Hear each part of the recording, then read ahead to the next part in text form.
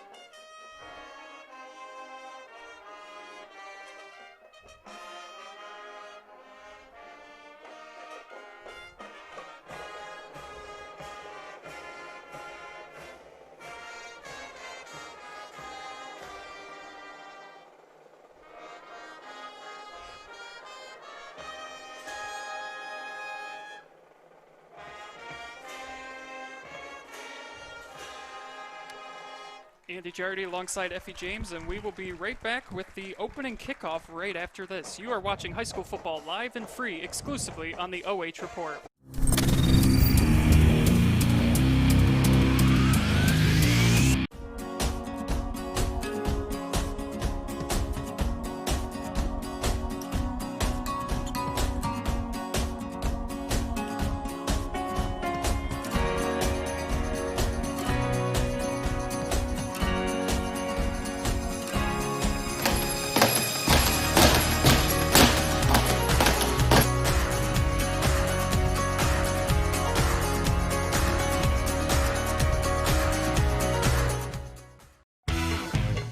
A1 Auto Sales Mansfield is driving excitement.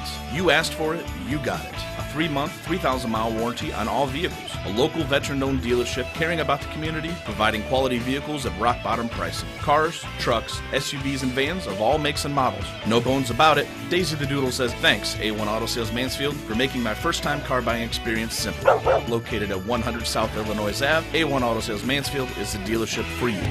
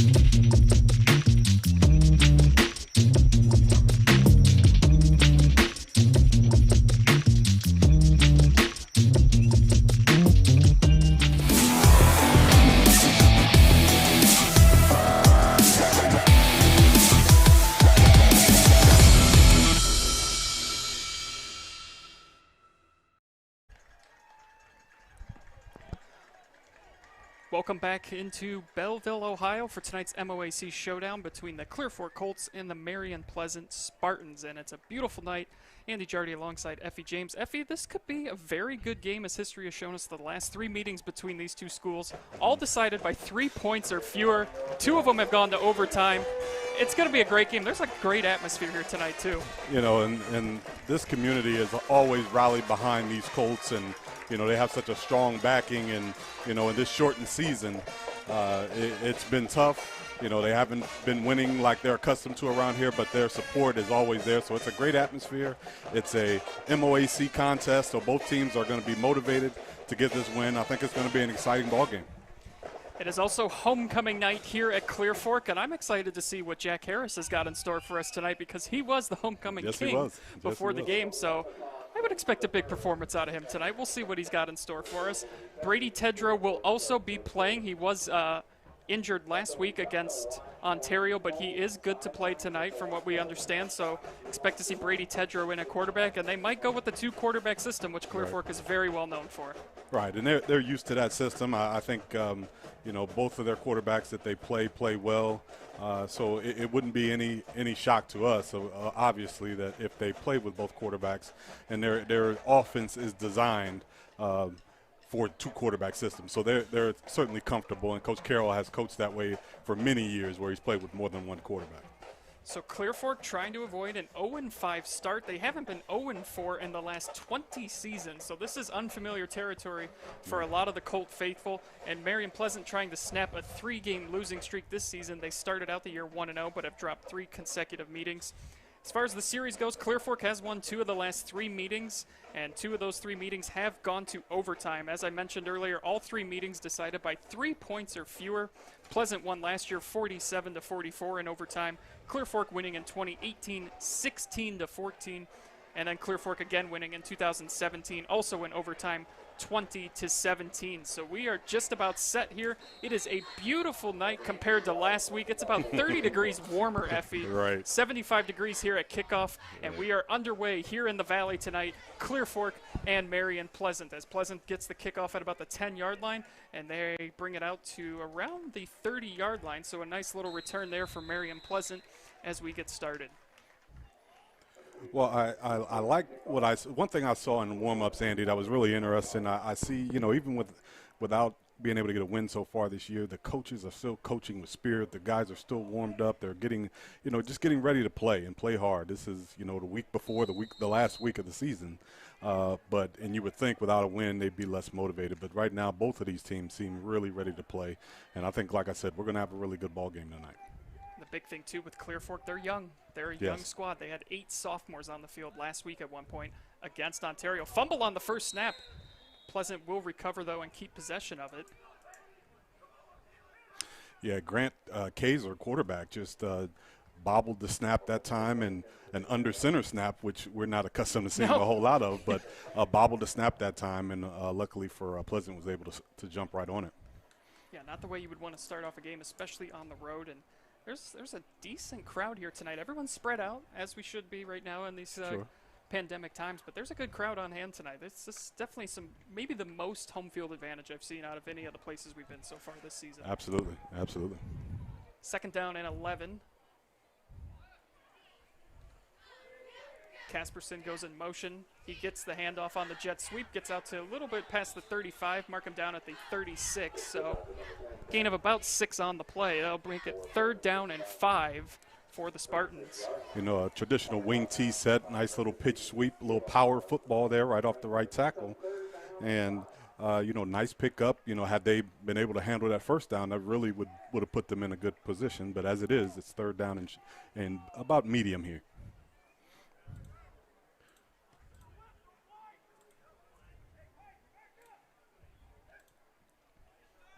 Third down and 5. And I think we had some movement up front there. I think this is going to be a false. No, we're going to get offsides. Offsides, yeah. Hard count that time by quarterback Grant Cancer. And he was able to draw him offsides, and that may be just short of the first down. Are they going to give it to him? I think they're going to give it to him. They are going to move the chain, so that's a costly penalty there for the Colts. And I know that's something Coach Carroll said that they just really have got to focus on, and that is the discipline and just keeping their focus, playing with discipline. Last week against Ontario, there was an 85-yard screenplay that they had practiced over and over again the week into, leading up to, and just not executing right now. Another nice run there by Pleasant.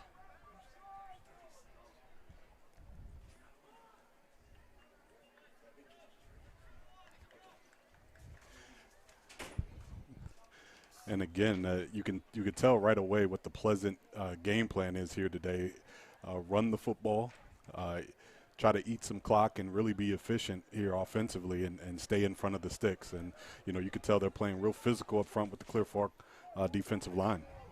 There's a nice handoff up the middle and into Colt territory. Number 36 for the Spartans gets a first down. That'll move the sticks again as they move past midfield.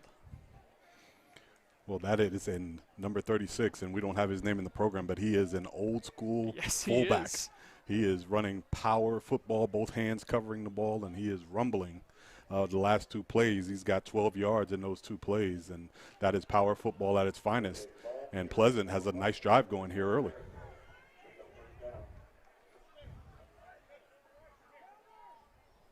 Cancer under center again. Junior quarterback. Movement in the backfield as he hands it off to Schaefer. And Schaefer gets a couple before he's brought down by several Colts. Devin Freeman in on the tackle. Call it a gain of 3. It'll be 2nd down and 7, just under 9 minutes here in the opening quarter. And I think, we talked a little bit about this last week in this era of tempo and playing fast. And for me anyway, I'm a kind of a football purist. It's nice to see teams get in the huddle, call the play, come out, run the play, and don't have to look over the defenses and all that. So this is nice to see. Handoff up to 36. He's down around the 41, 42-yard line. Short game, but it's another 3rd down and manageable for the Spartans. Yeah, I think I think he's going to force us by the end of this game. We're going to have to get his name because I think we're going to get a steady dose. I get a sneaking suspicion tonight. He's going to be carrying the ball a lot tonight. Yes, so I have 2 rosters from the Spartans, and number 36 is not on either one of them. So if anyone watching knows who number 36 might be, That'll be cool. Give us a shout and we will correct that. And with some more movement up front, I think this one, though, is going to be on the Spartans this time, and it is. So false start will move them back 5 yards. Yeah. Well, and I think what happened is one of the defensive linemen stood up out of his stance. Even though he didn't break the neutral zone, it drew off one of the offensive linemen. And again, that's a costly penalty because third down and medium now becomes third and long.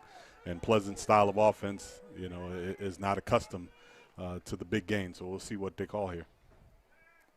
Schaefer goes in motion, and they hand it off to Schaefer. And he doesn't get much. That will bring up a 4th down and long for Marion Pleasant. You punt this one away here, Effie?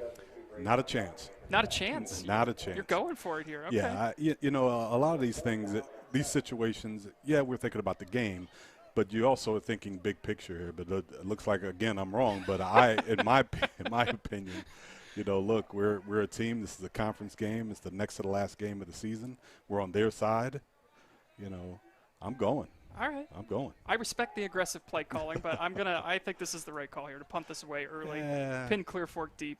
Let your defense get out there. Right. Snap rolls back to Schaefer. He gets it off, takes a bounce around the 25, and is going to roll inside the 10, right about the 7-yard line is where Clear Fork will take over. 6:48 left in the first quarter. Well, I thought that was a nice opening drive for the Spartans there. They had a couple first downs in that drive. That, again, that penalty really set them back and cost them. But I thought they established themselves being physical up front with the smaller defensive line of Clear Fork. And I think they're going to get they found some things that they can do as long as they can execute. So we'll see now what the Colts do offensively.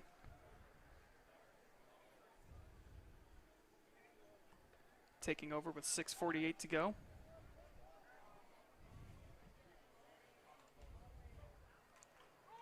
And it's a sweep to the outside.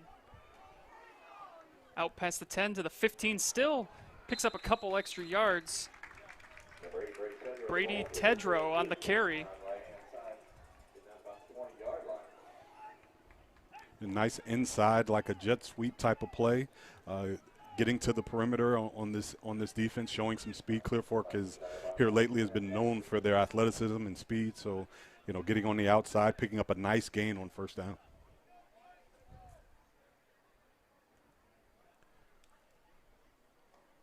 So that's Caleb Holler in at quarterback. Junior, 5'8", 190. And it's another sweep to the outside, and there's room up front. He's out past midfield. He's got a couple more men to beat, and he is going to be dragged down. A touchdown saving tackle by Aiden Casperson, but an even more impressive run by Clear Fork. Wow. Number 26, Ashton Leon, really took off on that play. He accelerated down the lane 50 yards on that gain, and you know that is just what the Colts needed early in this game. Get into a great position here and try to get a score on the board here early in the first quarter.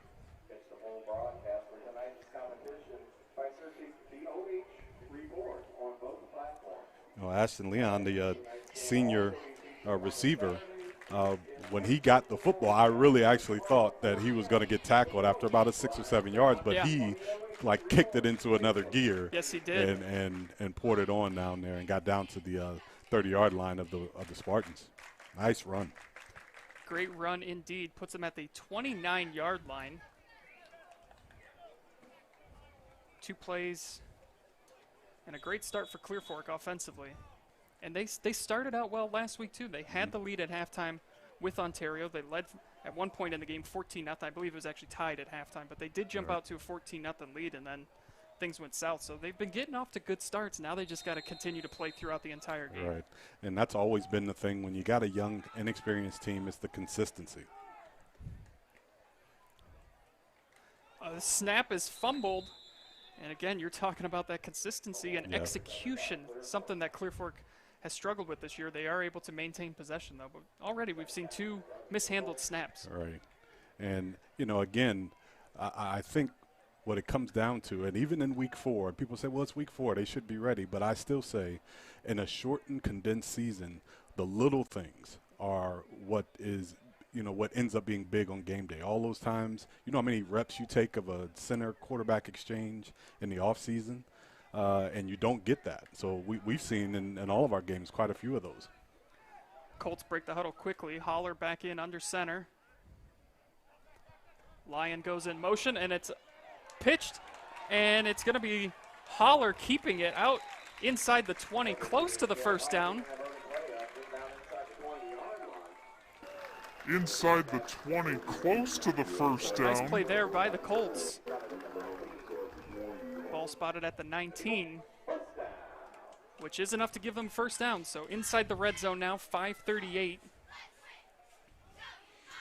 Well, and Clear Fork has had a lot of success on the perimeter. And if you look at the Pleasant interior linemen, you can, clearly see why they're running to the outside. Really nice size inside for Pleasant, number 75, Ethan Enders. Great size inside as a defensive tackle, so not much happening inside. Handoff goes to Tedrow. He's got room, and Tedrow takes it into the end zone. Touchdown, Clear Fork. Brady Tedrow, 19-yard touchdown run on the sweep, puts the Colts on the board for 6. Beautiful inside handoff, counter play, and Tedrow made a great cut just outside the tackle box and turned it up and smelled the end zone. Nice, great first drive for the Clear Fork Colts. 19-yard touchdown run on the sweep puts the Colts on the board for 6. An impressive start here for Clear Fork as they march right down the field, took over inside their own 10-yard line. Handoff, counter play. And Tedrow made a great cut just outside the tackle box. Extra point attempt is good. 5:09 left in the first quarter, and the Clear Fork Colts leading 7-0. Great for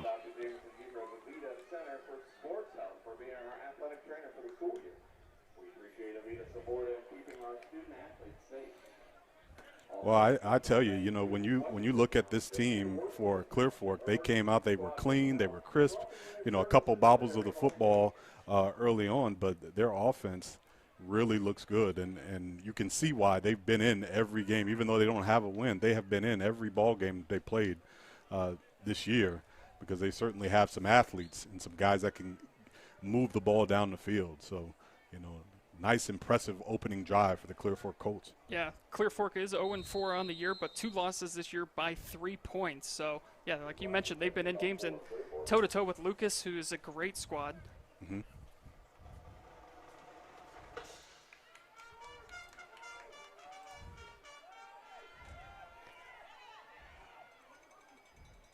And the Spartans will bring that one out to close to the 30-yard line.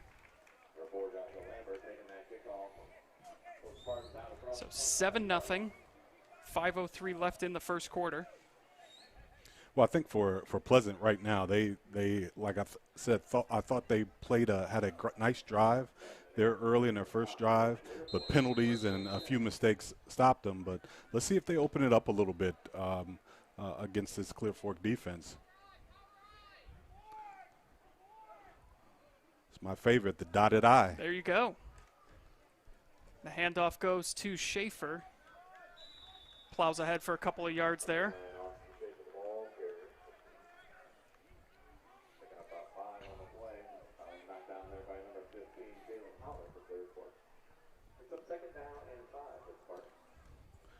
Second down and 5.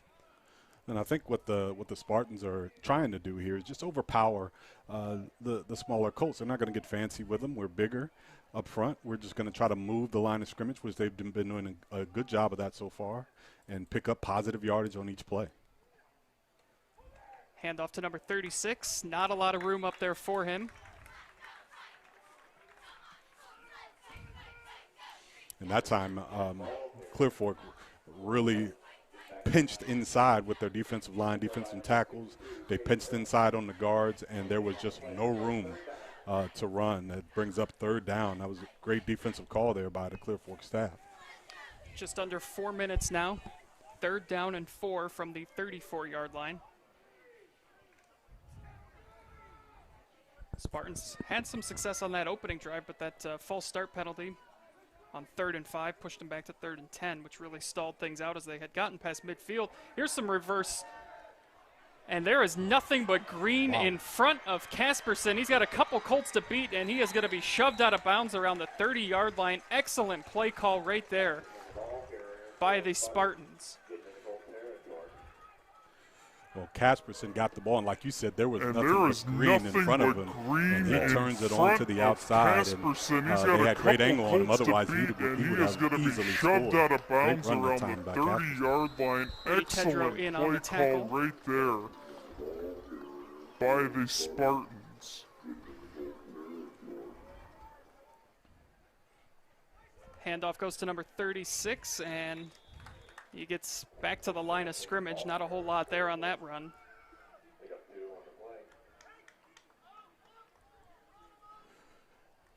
And I really like that outside end-around call by the Spartans last time. They've given so much attention in between the tackles, and just when you get comfortable with them running between the tackles, they come with an end-around, and Casperson has some room, and now they're, almost inside the red zone because of that single play call. So really good job. It'd be interesting to see what they do here now they get down close to the red zone if they have a little bootleg pass. Handoff goes again to Casperson. Picks up a couple more yards on the play. 2.5 minutes to go in this opening quarter. So both teams having some success running to the outside. Those sweeps have been great for both squads so far here early on, and still no pass attempts from either team. Right. No pass attempts, and I'm telling you, there's no hint of a pass attempt. No, there is not. For either team. Their formations and how they look, they don't look like they're going to pass at all. But, I think Pleasant really has established this run game, and they're controlling the line of scrimmage at this point. Casperson goes in motion again, but Schaefer on the carry picks up a couple, so it's going to be another 4th down and short. And this time, Effie, I think you go for it. This time? Okay. Yes, this time I'm okay with the decision to go for it. Well, we were about 9-10 yards from where we were last time. So Makes all the difference. Makes all the difference. Makes all the difference. You're right. It'll be 4th down and 4. You run it again here, right? Well, I think so. I know if I had a run-pass option right now, this is where I would pull it out. I could pull my tight end out in the flat with the quarterback rolling out, and, boy, we had movement. Yes, we do. The right end moved, and, boy, that's just a drive killer. Again, another false start. Will push the Spartans back from a manageable down to now a long situation. Yeah. The Spartans' second penalty tonight for 10 yards, and both of them have been really costly. Put them in 4th and long situations. They are still going to go for it, though. Schaefer in motion. Now he throws, and he's got his man over on the sidelines, and it is caught, hauled in by Caden Ralston, and a 1st down for the Spartans. Situations. Well, this is a great play, a good play call. They're still going to play go action, for it, though. And kind of a pitch sweep Schaefer pass. in Simple, motion. though. Now Not barely extravagant. and he's Nice got little his man simple over out. on the Nice catch right there sidelines, on the sideline. and it is caught, Something that you can tell they've hauled worked in on by quite a bit. Caden He kept Ralston, both feet in, too. and That's a a catch first in, down catching for in the the pros. Spartans. Handoff goes to number 36. Again, gets out just a little bit past the line of scrimmage. That's a huge play, Effie. You're trying to respond to Clear Fork's touchdown drive, and you had 4th and 4, bumped back to 4th and 9 after the false start, and our first completion of the night, first pass attempt of the night, picks up the 1st down. Well, still haven't had a quarterback throw a pass tonight, but I thought that was a really nice play call, and I still think that was a run-pass option. If it wasn't there, I think he would have took off and tried to get what he can get, but nice play call and keep the drive alive. Handoff up the middle. Not a whole lot of room there. That will most likely be our final play here in the opening quarter. And it's been a good one so far, as we expected. These two teams Ever since they started playing one another regularly, it has been close. So we are going to send it to break with your score, Clear Fork 7, Marion Pleasant 0. You are watching high school football live and free on the OH Report.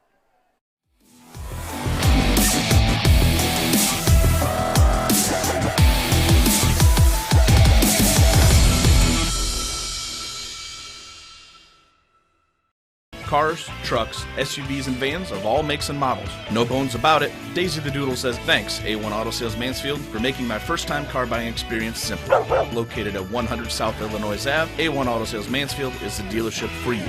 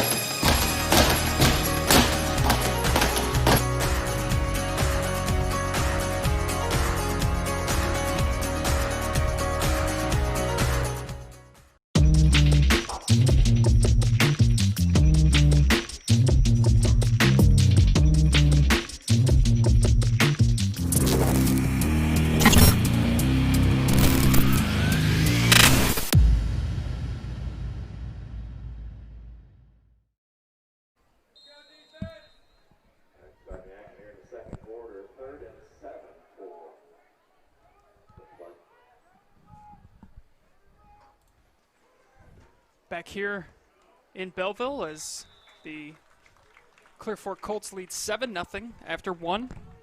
Spartans trying to respond, though, with the drive of their own, but it is going to be another 4th down. 4th and 5. Yeah, they tried to run Spencer Steed there, the back in the backfield up the middle. They're just wedge blocking that time, and he picked up a couple, but again, going to leave him in a 4th down situation. And let's see what they pull out the back this time.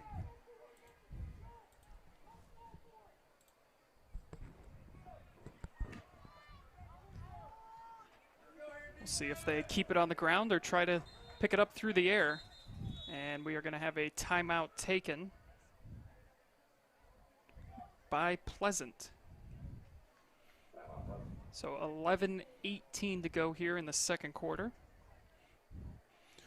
You know, I think for Pleasant at this point, they've again had a nice drive going, and you know, Austin Schaefer is really shown to be one of their better athletes, really good athlete, can get out on the perimeter and even throw the football even. So, you know, I think these two teams, when I look at their personnel, they somewhat mirror each other, and where they're different is Pleasant may have an advantage inside. They look a little bigger and stouter on the inside.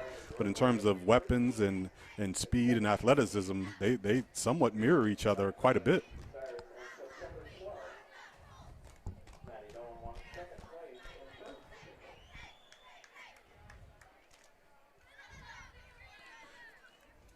You know, Pleasant already with 3 first downs in the first quarter, and they were able to sustain a couple drives and, you know, have looked well. They just have, you know, shot themselves in the foot the first drive, but they look poised to put some points on the board on this drive.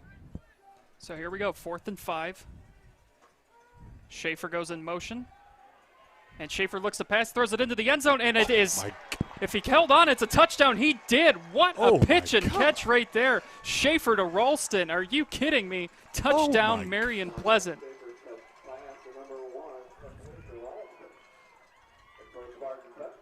It Take a look at this again. If he held on, it's a touchdown. He did. What a pitch and catch right there. Schaefer to Ralston. Are you kidding me? Touchdown, Marion Pleasant. Caught the football with his hands, and you know, for a running team, that looked good. That looked good. That was an awesome catch.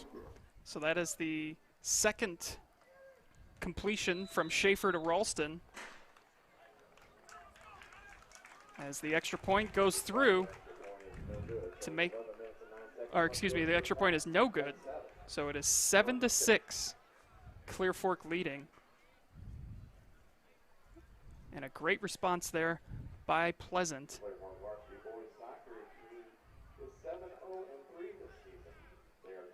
And this is kind of what we expected, Effie. I mean, these teams like to play close games against each other, and here we are separated by a point. Clear Fork goes down and scores, and Pleasant, what do they do with their next drive? They take it right down the field as well, picking up 2 fourth-down conversions on that drive too.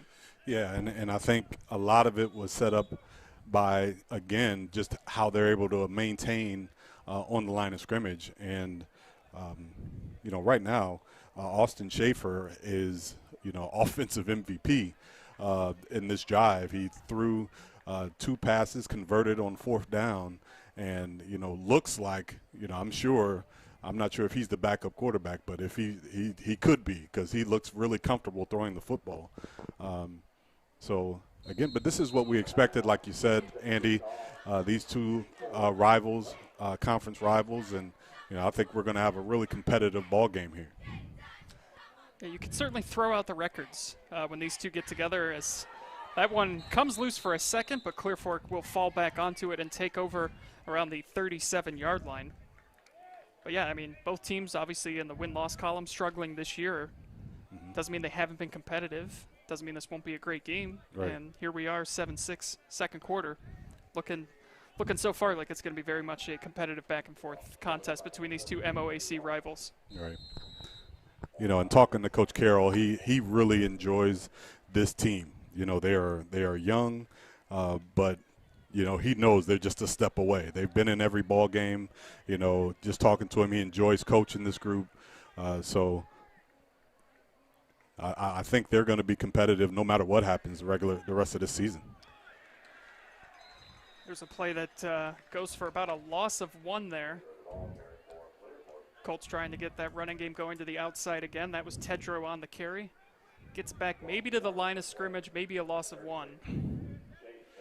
And that energy seems to be, Pleasant has picked up their energy now, and it's showing on the defensive side. They really blew up the offensive line that time, got into the backfield, and, Clear Fork trying to get to the outside again, which has given them success, but not so on that play because the offensive line just got blown up.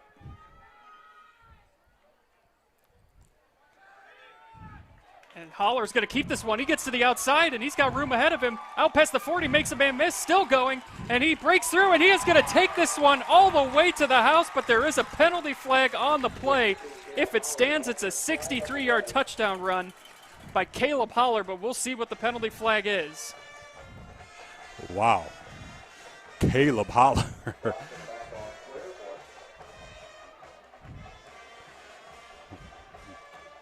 And it's looking like block in the back. Block in the back? Yeah. And that is a spot foul, so they'll take it back those yards from the spot of the foul. So I think they'll still be at 1st down here, I believe. Yeah, so that is on Clear Fork. That will wipe out what was a 63-yard touchdown run by Caleb Holler. And even though it won't officially go in as a touchdown, that was an impressive run by Holler. Absolutely. I think Holler was he made a cut, and he just was not going to go down. He smelled the end zone and again, turned it on. Great run nonetheless. It is still a 1st down at the 31-yard line. They are into Spartan territory. Some tripping in the backfield, but a positive gain for Clear Fork nonetheless as they get about 5 on the play. Just under 10 minutes to go now in the second quarter. Well, right now Clear Fork is just trying to build off the momentum off that big run and again playing with a little bit of fire up front.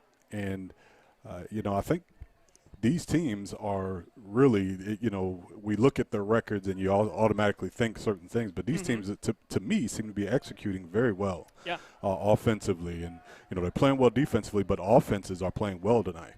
Holler once again under center. And it's a handoff up the middle. Runs into the ref, but it's going to be Tedrow again taking this one in for another Clear Fork touchdown. Brady Tedrow with his 2nd touchdown run of the night. This one from 26 yards. And the Colts get back on the board and lead 13-6. Well, Tedrow here on the play, really cut back in the hole, like you said, ran into the referee, but smelled the end zone. And, these teams got a knack for big plays. And great run that time by Tedrow, and gives the Colts the lead again here in the first half.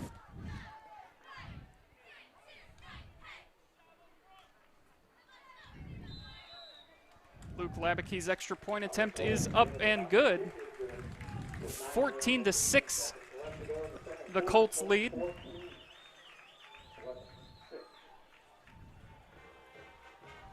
With 9:18 to go in the second quarter, and Brady Tedrow went down with an injury last week, but he's good to go this week. He's got 2 touchdowns, a 19-yard run to get Clear Fork on the board in the first quarter, and now a 26-yard touchdown run. So he has looked very sharp out there, as have most of Clear Fork's offense and Pleasant's offense. Right. Well, and I think what's happening is once the backs are getting through that initial line of scrimmage, they are finding some room in the secondary. The secondary guys, the defensive backs, are not doing a very good job of coming up in the run game, and because of that, they're giving up some big yardage. So that's why we're seeing mostly either it's stuffed at the line or it's a nice gain. What that tells you is the secondary has got to do a better job of coming up and filling those running lanes and making tackles for shorter gains. But Tedrow really, that was a nice run. He showed great vision, cut back, and turned the speed up that last 15 to 20 yards. It's a lot of fun right now, Effie. Oh, yeah. I mean, we've called some good games this year, but nothing like the offense that we're seeing from both teams so far in this back-and-forth contest, as the Spartans return the kick out to about the 26-yard line. Joshua Lambert on the return. And what's nice 16. Is they're running the football. They're actually, they're running the football. They're not doing what they're not accustomed to doing. And so many times you get to this point and you see teams just trying to do anything to win, but getting them outside themselves. But right now both teams are like, this is who we are, this is how we're going to win, and this is how we're going to play. And it's enjoyable to watch.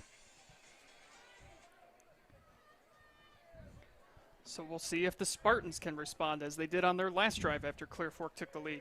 Toss in the backfield goes to Casperson, who gets out around the 30-yard line, where he is then brought down. A couple yards gained on the play. Aiden Casperson, the junior, had a couple carries on the night. And I think, Pleasant is really now mixing up what they're doing offensively, some inside plays, now showing a little bit of speed with Casperson to the outside. They have now shown 2 halfback passes for nice gains, 1 for a touchdown. So they're showing some variety. We thought they were going to be just grounded out, but they're showing some variety here on offense. Hand off to number 36. He plows ahead, and that's going to make it 3rd down and about 1.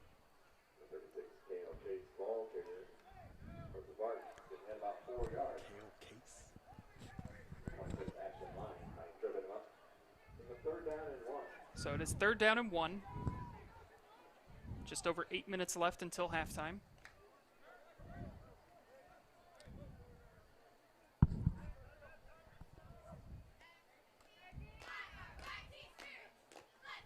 Handoff again to 36, and it's going to be close, Effie. That is going to be close. I don't know if they've he's right around that line of scrimmage. And we're going to get a timeout for measurement here. All right. I'm not even going to bother asking you if it's short, if they go for it or not. Right. I think you're going to say that they should, and I think I'm going to actually tend to agree with you on this one. It's 4th and short. You got to keep your offense on the field after Clear Fork has just gone down both of their last 2 possessions. Yeah, you get the feeling in a game like this, like if you go down 2 scores, you could be in trouble, because this looks like it's going to be an offensive night. But they got the first down there, but this looks like this is going to be a game that whoever has it last, each possession is going to be really valuable, because the offenses are really doing a great job of moving the football up and down the field. So it is a first down, 7:43 and counting. And here we have another pass attempt, and Schaefer this time, nobody open downfield, so he's going to try to get something on his feet. He makes a couple Colts miss, gets out around the 45-yard line where he's brought down. Good coverage downfield that time by Clear Fork, as Schaefer once again was looking for his buddy Caden Ralston, who he's had both the completions to tonight, but great coverage by the Colts downfield, so he kept it with his feet, picked up a couple yards. Well, I think for Schaefer, that every time they run that, I think it's always an option for him to run. So it's a smart play, and I think you put the ball in the hands of a guy. He's a senior, so you give him the option to make that decision. And that time, I thought he made a good one to put his head down and run on first down, pick up 7 yards. Just under 7 minutes to go now.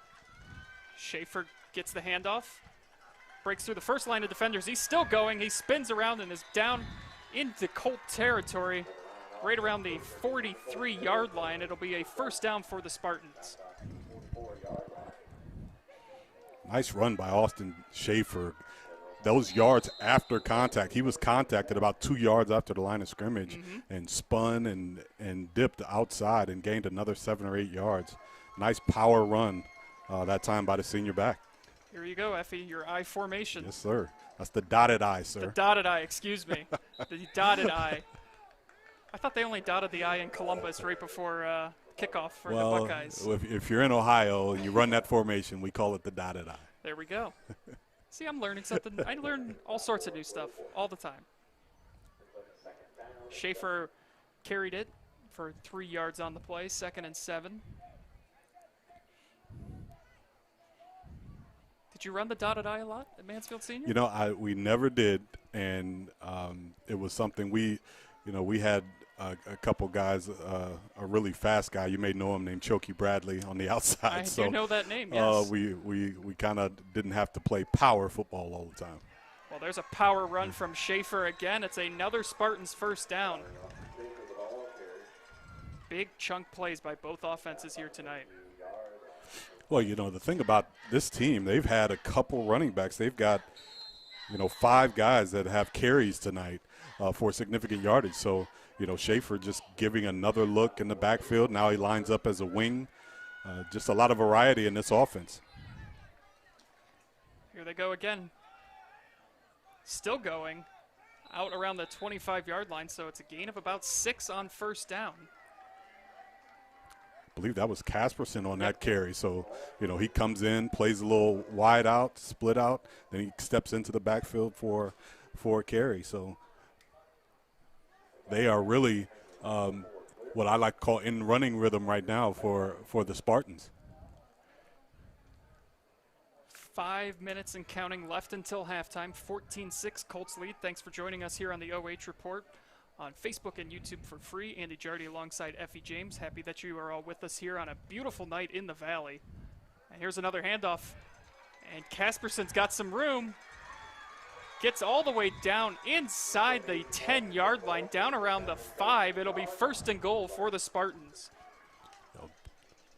Wow, now that was a nice run again by Casperson. He comes in and he high-kneed a couple defenders and made a great cut and power running and finished the run. And now they're inside knocking on the goal line's door. So this running attack is really impressive by the Pleasant Spartans. First and goal from the 6-yard line. 36 in the backfield. Here comes Schaefer now in motion. They give it to Schaefer. He tries to get to the outside, and he is going to be wrapped up and brought down. Maybe a gain of 1 on the play, but nice job by the Clear Fork defense. This is where things can get a little tricky now. Right. Not a lot of real estate in front. The defense a lot closer. Well, this is a time where, those things that, you work on situation football, goal line and red zone football plays. And there's only a certain amount of plays you can run in this part of the field. And you really spend a lot of time on that. So, but I think for Pleasant, they'd be well suited just to keep playing power football. I agree. It's second down here. You're inside the 5-yard line. Power football and run it 2 more times if it's me. Schaefer again. They fake the toss, hand it off inside, and it's a gain of about 2 on the play. Nice little misdirection run there. I believe that was Casperson on the carry that time.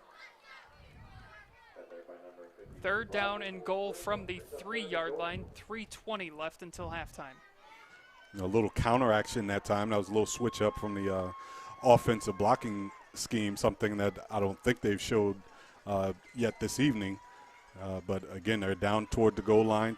Power football, foot-to-foot splits, and here we go.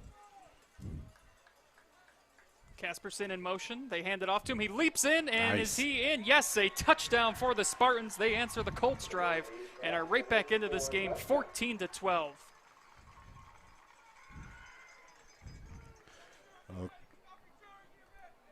You know, Casperson, again, another one of these athletic guys that can really make plays out of the backfield. Caught that football, and he was not going to be denied getting to the end zone, going airborne and breaking the plane with the football. Nice run. So they missed the extra point attempt on their first possession, or first touchdown drive. We'll see if they are. Looks like they're going to try and go for 2 here. Yes. To tie things up, 2:57 left. Cancer under center.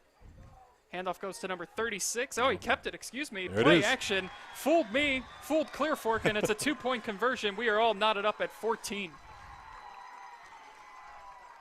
That was well done, well executed. That was. And, you know, right now, you talk about efficiency. Right now, the Spartans, three passes, 3 completions, a touchdown and an extra point, and a big 4th down conversion on all 3 passes. So, you know, they picked their spots well. Great job executing. And don't look now, Andy. We may have a barn burner Yeah. here. Oh, I think we certainly have one of those in store for us. And 2 of their 3 meetings have gone to overtime. I'd be okay with overtime with how fun this has been. Give me as much extra football as we can have. Sure. We only have 6 weeks of the regular season, so I Right. want more. If I have the chance for more, I want more. We're already into week 5. Playoffs start in 2 weeks. It's just wild. It's really, really weird to think that we are so close to the end of the regular season already. Yeah, and I think, you know, I think these kids, they understand that too. You know, they're trying to get the most out of this season.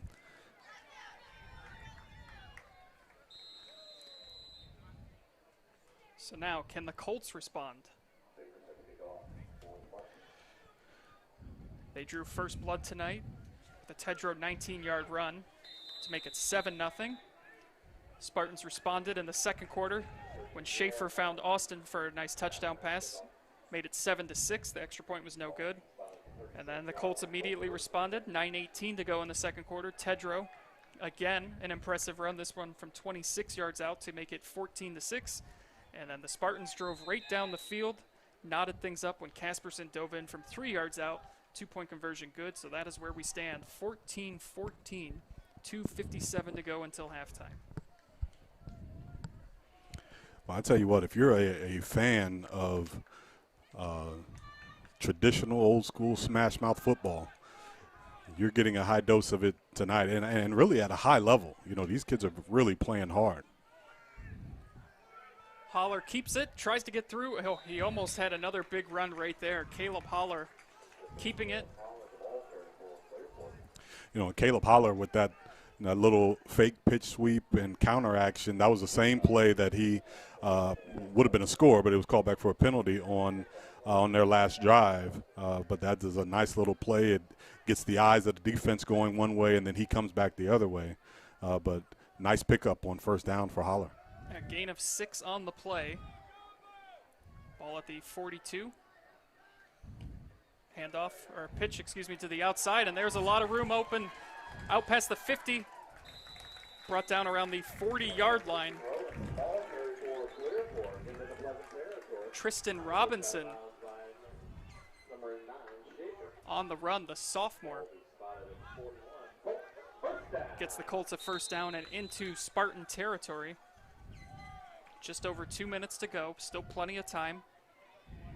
Clear Fork has all 3 of their timeouts remaining. Pleasant just 1 remaining.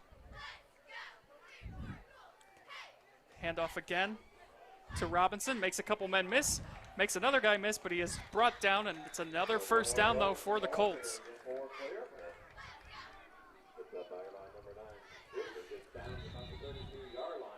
Schaefer on the tackle, might have saved a touchdown. Right. I think, you know, that time Robinson when he caught the pitch, I think he saw daylight and made an early cut. I think the play was designed to go to the outside, but he cut it up inside and for a really nice gain inside. A timeout, I believe, by Pleasant, because I right now I think they want to stop the momentum. Sure.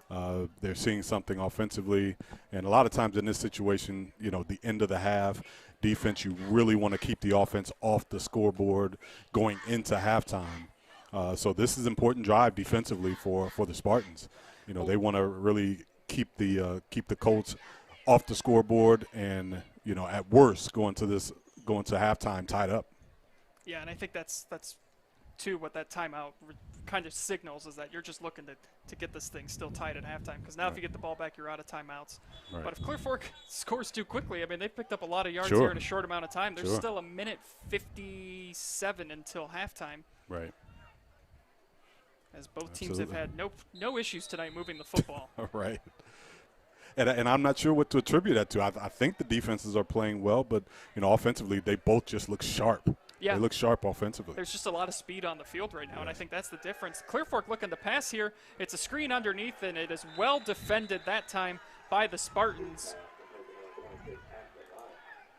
As Ashton Lyon didn't have any room to run after he caught that one. Yeah, I like the idea of a screen, but when you haven't really passed the football and the defense hasn't been pass rushing, it kind of takes away from it. When you've established some kind of pass, you get the defense running upfield, then you throw it over their heads. But I think Pleasant was kind of ready for that, and they reacted well to the pass and ends up in a loss for the Colts. So the Colts will take their first timeout now. A minute 33 left to go until halftime. Tonight's high school football broadcast is brought to you live and free on the OH.Report thanks to our generous sponsors. A1 Auto Sales in Mansfield, offering a 3-month, 3,000-mile warranty on all used vehicles. A local veteran-owned dealership located at 100 South Illinois Avenue. Stop by or check their inventory online at a1autoohio.com. And by Spherian Mid-Ohio, your connection to local jobs. From light industrial to skilled professionals, Spherian has opportunities for everyone. Visit midohiojobs.net and let's get to work. And tonight's replays are presented by Deer Ridge Golf Course. Book a tee time online at deerridgegc.com. And later on tonight, we'll have our player of the game, and that is brought to you by Black Dog Tavern, located inside Deer Ridge Clubhouse. And right now, it's tough to pick a player of the game because we've had a lot of guys out there tonight making some impressive plays. A lot of guys contributing to some really good offense so far this evening. So it's a loss of 3 on that last play. 2nd and 13, pressure in the backfield, and it is going to be a big-time loss. Great sack in the backfield by Spencer Steed, the junior, getting in and wreaking havoc on the Colts offense, pushing them well back of the first down sticks now. It is going to be 3rd and long as the Colts will take another timeout.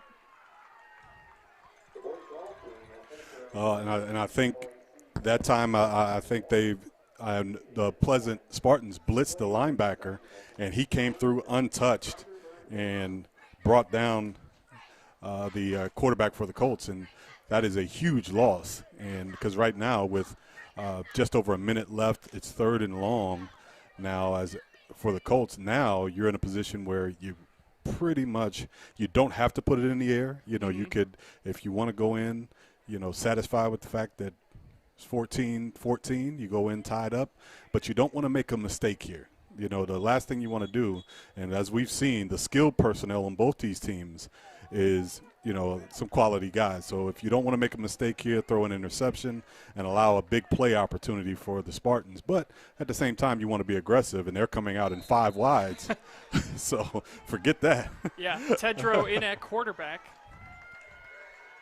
And Tedrow throws it to the outside, and it is caught by Ashton Lyon. And he is going to be kept in bounds. So it's a gain of about 6 on the play. 1 minute and counting until halftime. The Colts have 1 timeout, but they're looking at a 4th and long now. You run this play clock down and just take a shot for it here? Well, I think they're going to – it looks like they're going to punt it away, and I think that might be the wise choice, because at this point if you punt it away Now you give them the opportunity to have to run the entire football field to score with that much time, rather than if they happen to throw an interception, you know what I mean? It could be a run back. So you just want to be safe right here. I like the call by Coach Carroll, but it looks like he's thinking it over. Yeah, they're going to take their final timeout right now. I mean, I think earlier I was more on the conservative side of things. Right. I think you'd be a little aggressive here. 4th and 19. I know it's going to be a tough, you're going to need a lot of yards to get the first down, but there is only 28 seconds until halftime. Pleasant doesn't have any timeouts. Well, I'm thinking in a dead ball situation where if you're punting the football, it really depends on who do you have more confidence in. As a football coach, it's all about who you trust. Do you trust your quarterback as a passer in a predominantly running team, or your punt unit to not make a mistake on punt coverage? And I think I know for me as a coach, I'm going to put my punt unit out, get a dead ball situation, try to pin them down deep, and play smart defensively and not give up a big play and go into this thing tied up at half. I respect the decision. You don't want to make a mistake here and have something catastrophic happen, as that punt is going to roll into the end zone. So the Spartans will take over at the 20-yard line. Just over 20 seconds left until halftime. Do you just take a knee here and go into the locker room?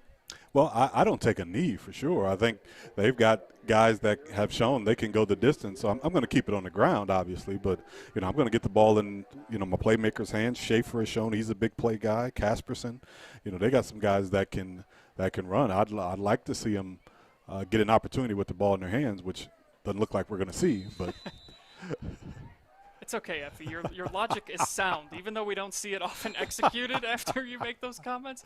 It's great stuff. Well, like I told you before, there's a reason why I'm up here with you and not down on the field. It's a lot easier to be, take chances and all that from the press box. A lot easier to play video game style up here than it is on those sidelines. So that is going to take us to halftime. We are all tied up, kind of what we expected here. Great game between Pleasant and Clear Fork, all knotted up at 14. We will have the marching band performance for you here in a little bit, as well as halftime stats. But you are watching high school football live and free on the OH.Report's Facebook and YouTube page.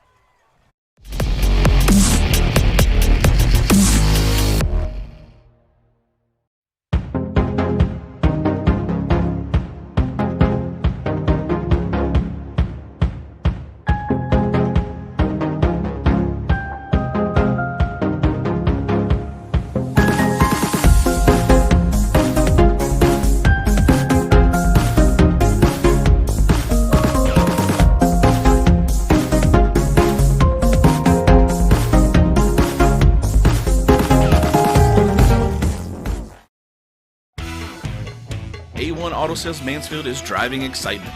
You asked for it, you got it. A 3-month, 3,000-mile warranty on all vehicles. A local veteran-owned dealership caring about the community, providing quality vehicles at rock-bottom pricing. Cars, trucks, SUVs, and vans of all makes and models. No bones about it. Daisy the Doodle says, thanks, A1 Auto Sales Mansfield, for making my first-time car buying experience simple. Located at 100 South Illinois Ave, A1 Auto Sales Mansfield is the dealership for you.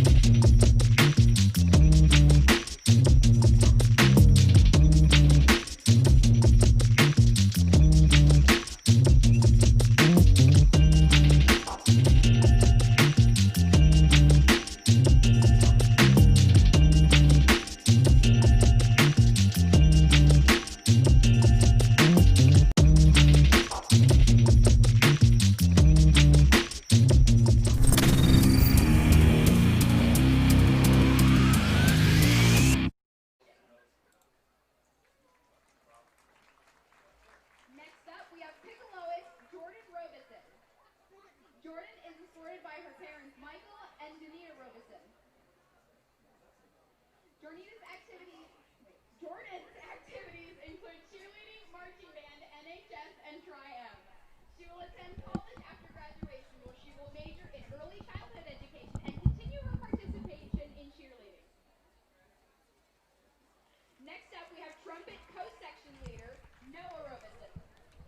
Noah is escorted by his parents, Michael and Danita Robeson. Noah's activities include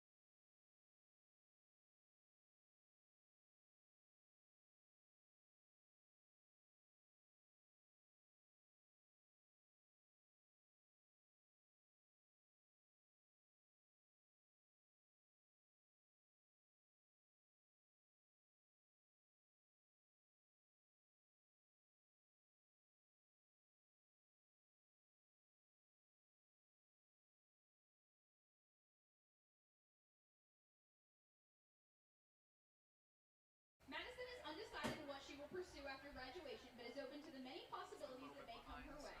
And her favorite band memory is playing at Tuba Christmas every year.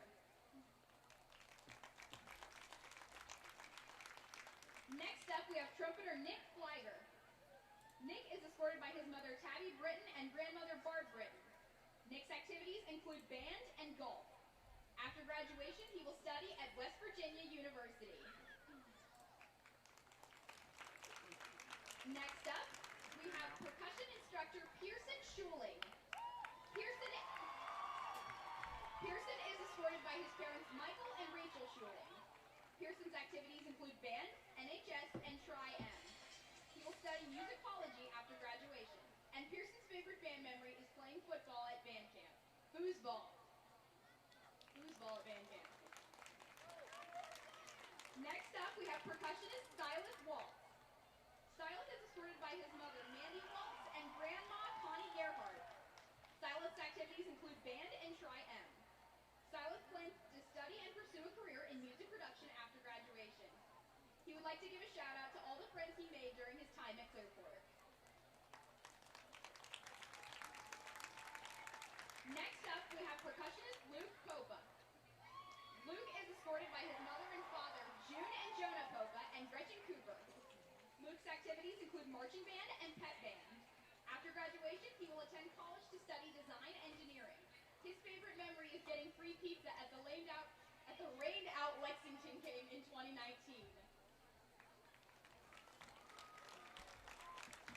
Next up, we have co-drum captain Lauren Arter. Lauren is escorted by her parents, Christy and Ryan.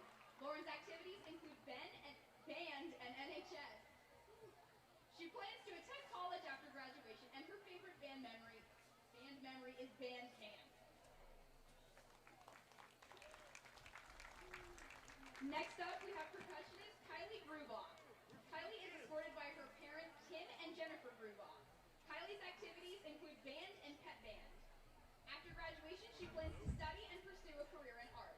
She would like to give a shout out to Alf for being her memorizing partner.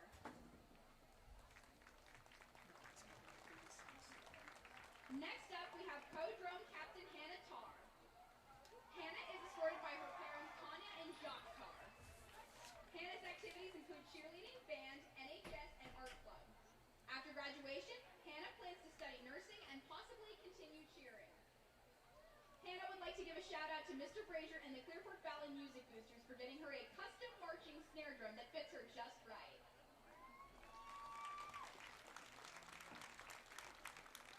Next up, we have Co-Valley Guard Captain Dylan Gordon. Dylan is escorted by his mother, Amy Monroe, and his father, Brian Gordon. Dylan's activities include band, the Valley Guard, and art club. After graduation, Dylan looks forward to studying art in college and traveling. His favorite band memory is getting stuck on the buses during the 2019 Lex game. Next up, we have flutist and flag, Elena Rubeck. Elena is escorted by her parents, Heidi and Jason. Elena's activities include band, Valley Guard, and studying the culinary arts at Knox County Career Center. Elena is currently considering the Navy after graduation. She would like to study the sciences. Her favorite band memory is when Miss Haley got locked in the band office after practice, requiring the entire custodial crew to get her out. Next up, we have bass drum section leader, Aiden Roby. Aiden is escorted by his parents, John and Carolyn Roby. Aiden's activities include golf, band, track, NHS, and Spanish club. After graduation, he plans to attend the University of Miami, or OSU. His favorite band memory is playing Ultimate Frisbee at band camp. Next up, we have Valley Guard co-captain Kirsten Swank. Kirsten is escorted by her mother Jessica and stepfather Luke. Kirsten is a 4-year veteran of the Valley Guard. After graduation, she plans to attend NC State, majoring in psychology. Her favorite band members are her first opening night show and every Glow show. 266. Oh, it already is. Next up, we have flag Lane Speckert. Lane is escorted by her mother Elizabeth Speckert. Lane is a 4-year veteran of the Valley Guard. After graduation, Lane plans on attending college. Her favorite band memory is her first halftime show as a freshman. Clear forecast, 186. Next up, we have flag Lauren Speckert. Lauren is escorted by her stepdad, Brandon Smith. Lauren is a 4-year veteran of the Valley Guard. After graduation, Lauren plans on attending college. Her favorite band memory is her freshman band camp. Penalties 1 for 5. Next up, we have flutist and squad leader, Kajal Patel. Kajal is escorted by her father, AJ, and her mother, Ansuya. Kajal's activities include band, NHS, Tri-M, Slack, project support, and book club. After graduating, she plans to study the health sciences in college.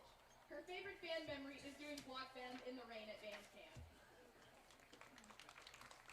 Next up, we have trumpet section co-leader Brandon Baughman. Brandon is escorted by his parents Tom and Janet Baughman. Brandon is a 4-year veteran of marching band, jazz band, and concert band. After graduation, Brandon intends to begin a career in construction and possibly attend trade school. His favorite band memory is being stranded on the buses due to lightning at the 2019 Lexington game. Next up, we have trumpet squad leader Jimmy Hampton. Jimmy is escorted by his mother and stepfather Trisha and Brett Barber, along with his father and stepmother Scott and Tina Hampton. Jimmy's activities include band and creative publishing. After graduation, Jimmy plans to enlist in the Navy and train to be a diver. His favorite band memory is his sophomore year band camp. And finally, we have flag Alex Tilton. Alex is escorted by her parents Jared and Terry Tilton. Alex is a 4-year veteran of the band. After high school, Alex plans on attending college. Her favorite band memory is marching block Colts during the Glow show. And ladies and gentlemen, the band class of 2021!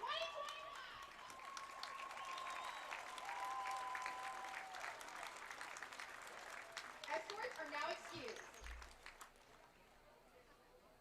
And now, to finish our halftime, the seniors will now perform the Clear Fork High School alma mater and fight song.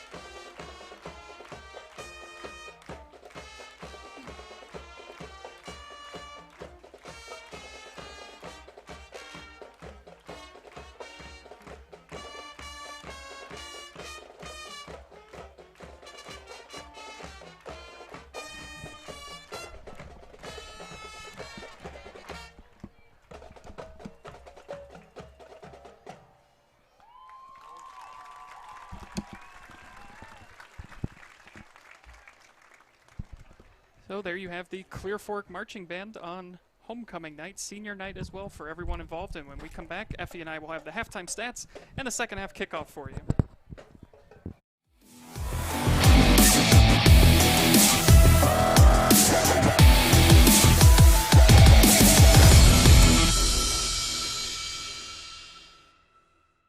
Cars, trucks, SUVs, and vans of all makes and models. No bones about it, Daisy the Doodle says thanks, A1 Auto Sales Mansfield, for making my first-time car buying experience simple. Located at 100 South Illinois Ave, A1 Auto Sales Mansfield is the dealership for you.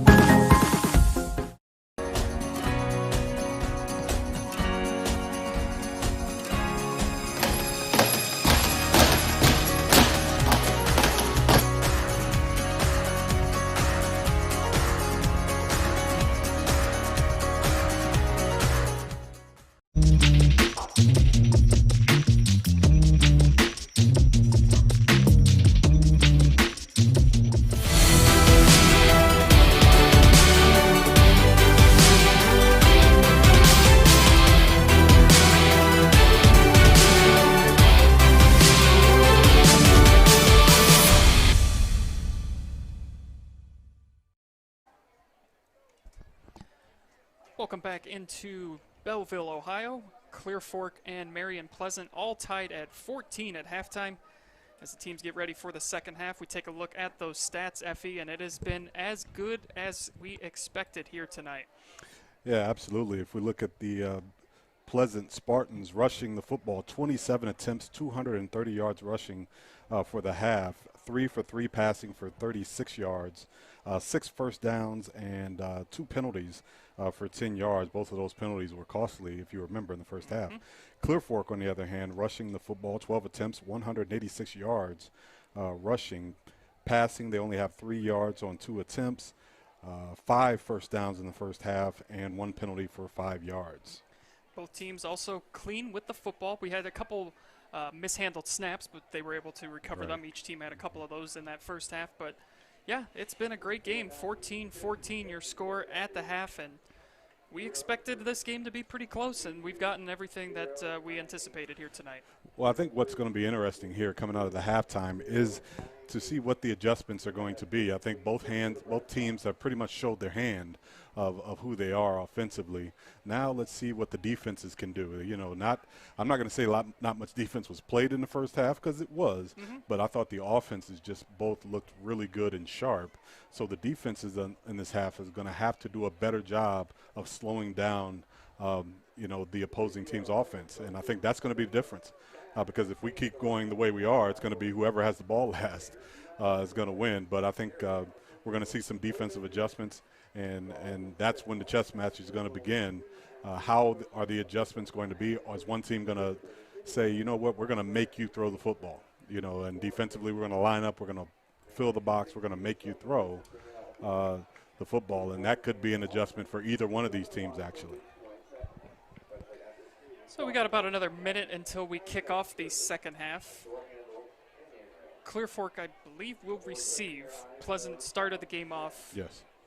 And punted the football away. So the Colts will start with the ball in the second half.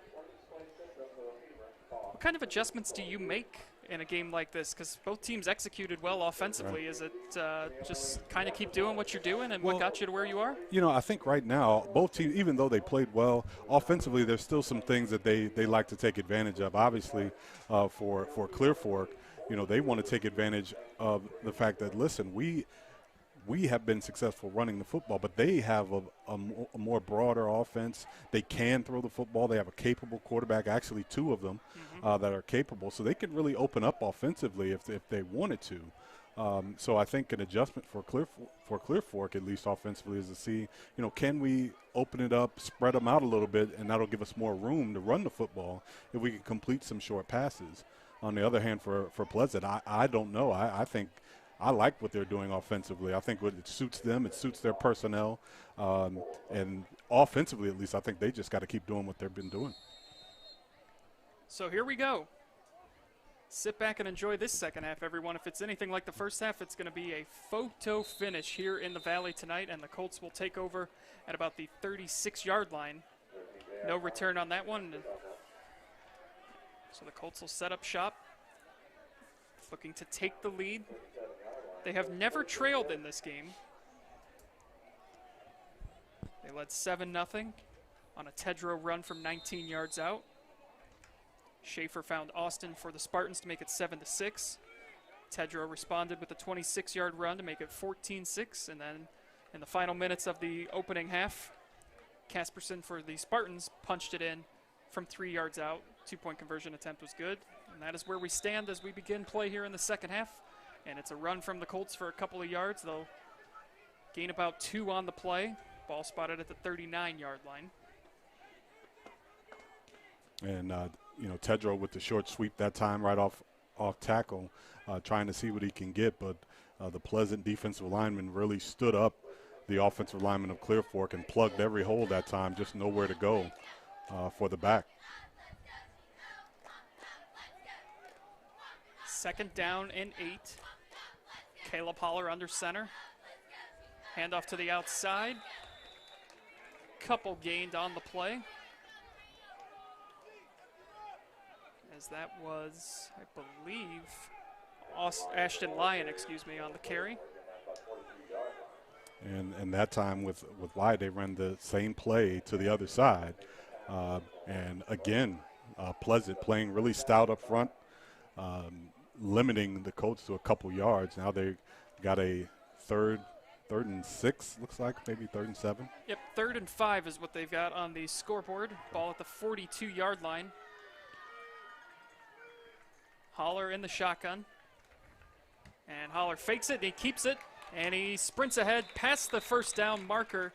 So the Colts will move the chains as Holler keeps it, picks up about 6, maybe 7 on the play right around midfield. So nice run by Holler there, keeping it for the first down. Well, that was a nice switch up that time. They ran a read option that time for Holler. He was, I think he was going to keep it all the way, but it was a read option look where it took the defense's eyes away, and it opened up a huge hole inside for Holler. He skipped through and just scooted across for the first down. Shotgun formation again, 5 receiver set. Holler fakes the run now. He throws it to the outside, and there is room to the outside. And down around the 30-yard line, Ashton Lyon. Gain of 18 on the play. Do we have a penalty on the play? We do have a flag, couple flags down. Yep, holding on the Colts will wipe out the 18-yard completion there. And that is a tough penalty. It takes away a huge play. Huge pass play, not well executed, but those penalties again, and Clear Fork has played it pretty clean to this point. Only 1 penalty in the first half, but that one is going to be a little bit costly, and sets them back, gives them a 1st and long.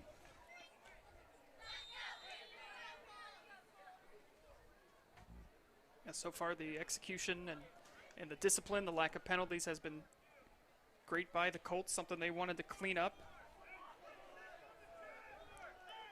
So the holding penalty makes it 1st down and 17. Holler fakes the handoff again and sprints ahead, gets back to the original line of scrimmage, gain of about 7 on the play. That was Tedrow on the carry, excuse me.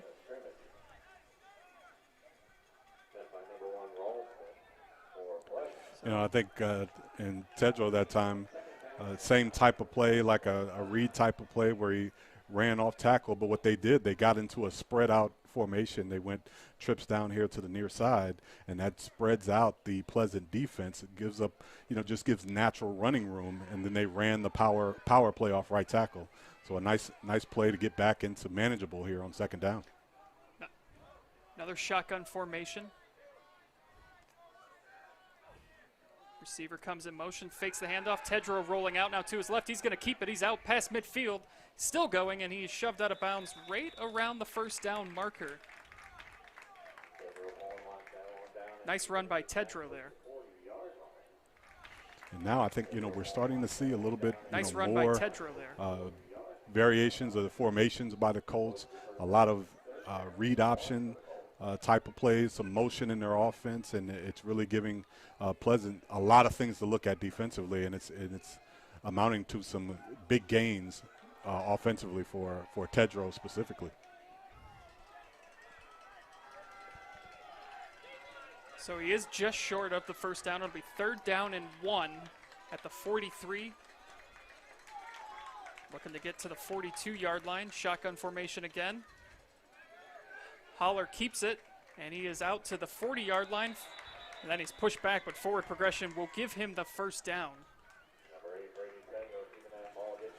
And, you know, Tedrow is a weapon now. He's lining up at quarterback here, and he is, you know, when they bring the jet sweep action, the defense has to respect that, because if he gives it, then he's got a full head of steam running to the outside. So we've got to respect that, and that just opens up running lanes for the quarterback. And he has done a great job here the last few plays of taking advantage of those open holes and getting upfield for the first down run that time.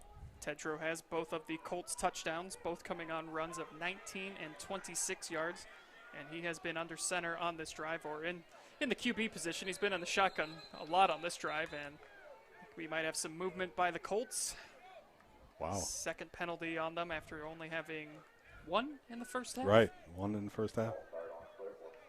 So it's a false start. And it looks like we were going to see, for the first time, a straight drop back pass by the Colts on that play. Maybe that was the reason for a little bit of illegal motion, because they were going to have to do some, you know, straight pass protecting, some straight pass pro that time. I saw all 4 wide receivers going deep on that play. So, you know, again, the Clear Fork Colts are really looking to expand offensively and show different looks to this defense, which I think is a good idea. I think that's the adjustment offensively that they want to make, so they can be more efficient, give the defense more to look at, make them line up differently as a defense. And the farther you take the secondary away from the ball, it puts more pressure to now make plays in space. So it's a good offensive adjustment by Coach Carroll and his staff coming out in the second half. So what do you think they're talking about in this timeout as the Colts take their first timeout here of the half? Is it the fact that they've seen 2 penalties on this drive, Right. and it's more of a, hey, we Right. have got to remain focused? Is that all you're talking about right now? Yeah, I think so. I think they played, you know, pretty simple football in the first half, and now they're doing some more expansive things offensively. And I think that timeout right there was just for Coach to step in and say, hey, look, we've got to be focused. You know, we've got a good drive going. No small mistakes. We can't afford to be behind the sticks. 1st and 15, 8:25 left in the third quarter. Tedrow in the shotgun, looking to pass. Under pressure, rolls out to his right. He's going to keep it. Gets upfield past the 40. He's out to the 30, still making guys miss it. He's down around the 25-yard line. A nice run by Brady Tedrow will give the Colts another first down.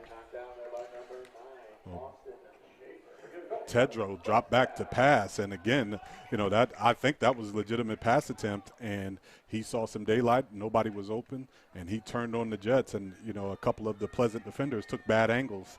And again, that's what we were talking about. You make them line up differently. All of a sudden, the angles start to change, and you can't make those. You can't run downhill the same way you were earlier in the first half. So, you know, nice adjustment by the Colts, and, you know, once again, they're knocking on the door of the red zone. Ball at the 25-yard line. Lyon comes in motion, and they give it to Lyon. And he gets some help there, and that I think is going to be a block in the back as a couple penalty flags come in.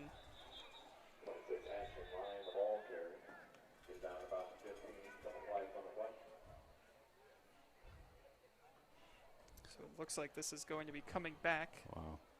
You know, again, well-designed play that time on the jet sweep, and it just seems like, I know Coach Carroll has got to be a little bit frustrated. As soon as he starts to open up his offense, the penalties start to rack up all of a sudden. So, because that was a good play, it was there. They had the first down picked up, but, you know, just can't quite pull it together execution-wise on the blocking of those plays. Now that is the 3rd penalty now on the Colts here on this drive. They only had 1 penalty in the entire first half. First down and 17. Tedrow throws it out to Lyon, and Lyon Not a whole lot of room in front of him, but he does get something out of nothing.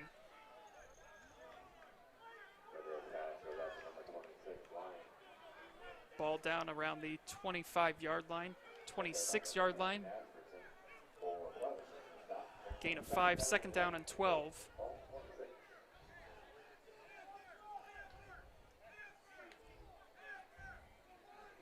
You know, defensively right now, I think, you know, Pleasant is really, right now, they just want to keep the ball in front of them. No big plays here. You know, even though they're down in the red zone, they've got to play smart defensively. Tedrow keeps it, trying to get to the outside. Gets past a diving Spartan, and then he is going to be wrapped up out of bounds. Picks up a couple yards on the play to make it 3rd and manageable after it was a 1st and long. That is the 10th carry now for Tedrow as he's sneaking up on 100 yards rushing on the night. He's been a real effective runner, either from the running back position or from the quarterback spot. He's been real effective for the Colts running the football. And now with him as the quarterback, they now have the option of, you know, little short passes now, and the read option has been good to him also here in the second half. 3rd down and 8, 6:27 left in the 3rd quarter. And you wonder if that Spartan defense might be a little tired. They've been on the field so far this entire 3rd quarter. Handoff goes to Lyon. He's to the outside and going to be short of the 1st down by about 2 yards, it looks like.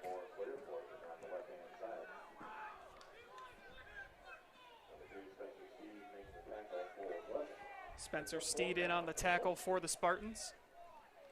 It's going to be officially a 4th down and 3. And another timeout taken by Clear Fork. So they've only got 1 left, Effie. Wow, I take that to mean that Coach Carroll really believes that this drive is important. And I agree. I think that, you know, the fact that defensively they haven't shown to be able to stop Pleasant's offense. So you've got to maximize your offensive series. You know, you've eaten up quite a bit of clock here in the 3rd quarter, and you want to walk away with this with points. So, you know, 4th down and 3, this is a huge play. You know, some would say you shouldn't take your 2nd time out this early, but, you know, you never know. With this type of game, you don't know when the critical point is, and this could be a critical point for them. So he doesn't want to fall behind in this game. He takes his time out to make sure his young group is sure of their assignments, of what they're supposed to do. And sometimes you have to do that with a young team. You know, you can't take it for granted that they know what they're supposed to do and how big this play is. So I think he just took that time out just to remind them, hey, let's be clean, no penalties. Let's execute, get this 1st down. Well, you get your timeouts back in overtime, right? That's that's where I feel like this game is heading, Effie. It's been tightly contested, and neither team able to separate from the other one.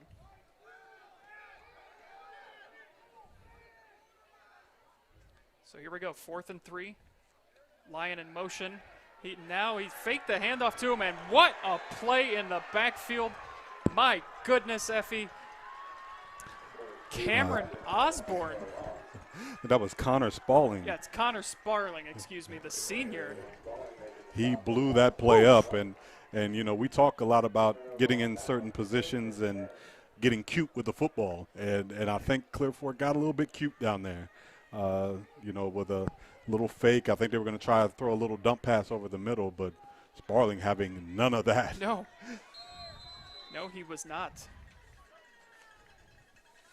So big momentum shift right there as Clear Fork had success that whole drive, and Spartans defense responded when they needed to, forcing a turnover on downs. You know, that is a huge stop by the Pleasant defense because, you know, like we've been talking about, if things stay the way they are, you know, you get ahead of score in this game, that might be all you need. So, you know, right now a big series now for the Clear Fork defense to try to get a stop. Were you surprised how much Clear Fork came out and threw the ball on that drive? You know, I wasn't, because I thought they were safe throws. Yeah.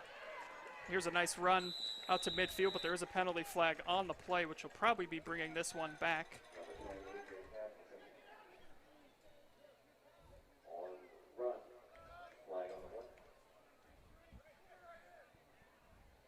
wait and see what the call is, but judging on where they threw it, I believe it's going to be on the Spartans, and they're starting to march the football back. Right.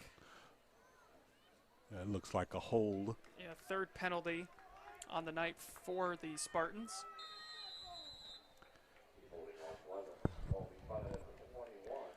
And again, just a drive killer, you know, and you come out with a lot of, you know, fire. You get a big stop on defense, and those holding penalties are tough. But with second down right now, you know, you get a nice solid run here on second down or play on second down and get you back ahead of the sticks. And some more movement that time. Looked like Austin Schaefer was a little anxious. We got timeout. We got a timeout taken right before that. And that was a timely timeout Yes, call, it because I was. agree. I think they had illegal motion there on the right end. So a timeout taken by Marion Pleasant. That is their first timeout of the night. Make sure to catch the Saturday Pigskin Show live tomorrow at 5 p.m. exclusively on the OH.Report Facebook and YouTube channels, where Brian Skoronsky, Kurt Conrad, and the guys recap all the action from Friday nights throughout North Central Ohio with top plays, outstanding performances, guest interviews, insider analysis, highlights, and more. The OH.Report is also your new headquarters for live and free high school sports broadcasts in North Central Ohio, bringing fans live streams on our Facebook and YouTube channels for football, soccer, and volleyball throughout the fall. On Thursday nights this fall, get caught up on all the high school sports action going down in North Central Ohio on the Sports Mix with Brian Skoronsky, Travis Berardi, Jake Furr, and Jesse Ryder. Check it out every Thursday night on the OH.Report Facebook and YouTube channels. Andy Jardy alongside Effie James here in the Valley, and what has been a great game thus far, 14-14. The Colts trying to avoid going 0-5, Pleasant trying to snap its 3-game losing streak. And right now, neither team giving in to the other one. It's been a great game. Casperson in motion. He gets the ball and gets through a couple Colt defenders, still running, and is finally brought down. But a nice little run there by Aiden Casperson, the junior. Just sneaking through that Colt defense. Yeah, Casperson just refusing to go down, making great cuts, you know, taking contact. You know, he was contacted maybe about 2 or 3 yards behind the line of scrimmage and made really something out of nothing on his own that time, because I think, you know, the blocking up front had broke down right as the play got started. You know, so great effort by Casperson. 4:39 and counting here in the third quarter, and timeout taken by Pleasant. So we had such a great first half of pace and just execution, and things seem a little sluggish here in the second half. Well, again, and you know, I attribute that to Andy, is that both teams understand offensively how important each drive is. So, you know, they look out and they see there's a personnel issue, or we're not lining up exactly to where we're supposed to here. It's just, you know, it's a big play. It's 3rd and 11. You know, you don't want to, you know, if you have to punt it away, you don't want to give them great field position. So this is a big play, and you don't want something small like the wrong formation or the wrong personnel grouping to be on the field and really put you in a bad position. They don't want to have a loss of yardage play. So, you know, they hate burning those timeouts there, you know, early in the half. But you know, this type of game, you know, you don't know what the next score may bring. The next score may be the last score. True. So, you know, you've got to be smart with that. It's just we've seen both teams use 2 timeouts, so still here in the third quarter. Handoff up the middle. And to me, it just seems like a waste of a timeout if that's going to be the play call there, because now you're going to punt the football away. And I'm a little confused by some of the timeouts being used right now. Well, you know, I think what happens is when you look out on the field and you see something, and obviously the Pleasant coach saw either a personnel issue or a formation issue, and which could cause a loss. You know, they did gain a couple yards on the play, and you don't want to lose any yards. So as it stands, they're 4th, and they're going to punt it away. No worse for the wear as they were there on 3rd down. Nice end-over-end punt. Takes a bounce around the 35 and rolls inside the 30 to about the 28-yard line, where the Colts will take over. 3:49 to go in the third quarter. And both defenses getting the job done here in the second half, as we saw both offenses run up and down the field. So some adjustments being made in the locker room at halftime, and now it's time for the offenses to figure it out, as certainly looks like the defenses have. Well, like we talked about at halftime, that was going to be the key to the second half. What are the defenses going to do? And clearly, for Pleasant, they came out, they wanted to be more aggressive. They wanted to get into the backfield and disrupt the timing of the Colts. And the same thing for the Spartans defense. They want to do a better job of stopping Clear Fork. I think you got to get back to the run if you're Clear Fork. Yeah. As that run doesn't go anywhere. But I think that's what worked for you. Tedrow kept it. Loses about a yard on the play. That time they lined Tedrow up as a wing player and handed him the football, and as Holler is back in under center as quarterback, and they're really, making some adjustments here and trying to maximize to get the most playmakers they can get on the field. Tedrow done a nice job as quarterback, but you take Holler off the field when he comes in. So now in this way they can maximize their weapons offensively. Logan Anderson subbing in for the Colts. And there's a handoff, little misdirection play that goes nowhere. So the Spartan defense standing tall here in the second half. Right now, they're forcing that Clear Fork offense backwards. One thing I'm seeing here defensively, in the first half, the defenses were just running upfield, and a lot of times you could see the backs cutting underneath. Well, right now, what I'm seeing from the Pleasant defense, they're just holding strong at the line of scrimmage and not letting anything get past them. So, that was an adjustment they made defensively. They're not letting the ball go underneath them and not letting it cut back. They're taking away the cutback lanes for the Colts. And on those first two plays, they were just nowhere to run on plays that were big gainers on the first half. Now we're no gain. 3rd down and 12. Rolling out to his right, and now throwing. He's got his man, and it is caught. And it's going to be enough for the first down. What a catch there. Jack Harris, the homecoming king, Effie, coming down with a big-time catch right there. Nice catch by Harris. Got both feet in bounds. And, again, great throw that time by Tedrow. And that's what he gives you, playing him at quarterback, the ability to complete, those passes. And he's, each throw he's made, and no incompletions tonight, actually for either team. But it is, he's been really effective as a passer the few times they have passed the football. But just an extra thing that he brings to their offense. 1st and 10 at the 40. Just over 2 minutes left to go in the third quarter. Hand off to Tedrow, and no running room for Tedrow.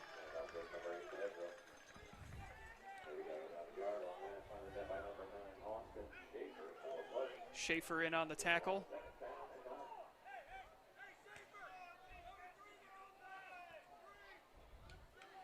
I think what I'm seeing also from the secondary from the Spartans is their secondary guys, their defensive backs are doing a much better job of coming up and filling running lanes. So now when the Colts are trying to run outside, they're doing a great job of forcing everything to stay in, and the linebackers are flowing and making those plays. So, great defensive adjustments by the Spartans. Jonathan Curran, Caden Ralston, and Schaefer in that secondary. Here's a handoff, and there's some running room, and almost breaks free of a tackle. But a nice job by Austin Schaefer to prevent that from going for a lot more than just a first down, as Tedrow brought down by his ankles. But it is a Colt first down right at the 50-yard line. Nice run again by Tedrow, and that puts him over 100 yards rushing on the night. And, he has been, 13 carries for him. He's got 5 pass attempts, all complete. So, I think, Tedrow has got real value to this football team in many different ways. He's lined up in a few different positions tonight. They're going to be putting some more time on the clock right now. That's what the stoppage is here. I think he said 1:16. Yeah, 1:16. Pretty sure that came through our broadcast. Yeah, that was a loud yell. He was pretty clear about how much time they needed on the clock. And now it will start running again. 1st and 10, Colts at the 50.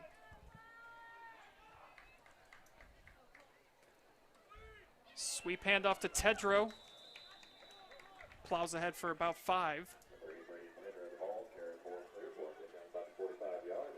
And And I think this is what they need to continue to do. It Yeah. worked well for them in the first half. You're seeing them pick up some chunk plays now, Right. some sizable yardage. It's only a gain of 5, but with where you're at on the field and where this game's going, you still got, a couple downs to work with here. Right. Just makes it so much easier than a second and long. Well, and I think that what Coach Corral wants to do is just give them different looks, but sometimes you just got to say, look, let's line up and do what we do best, and that's what they've been doing here on this drive.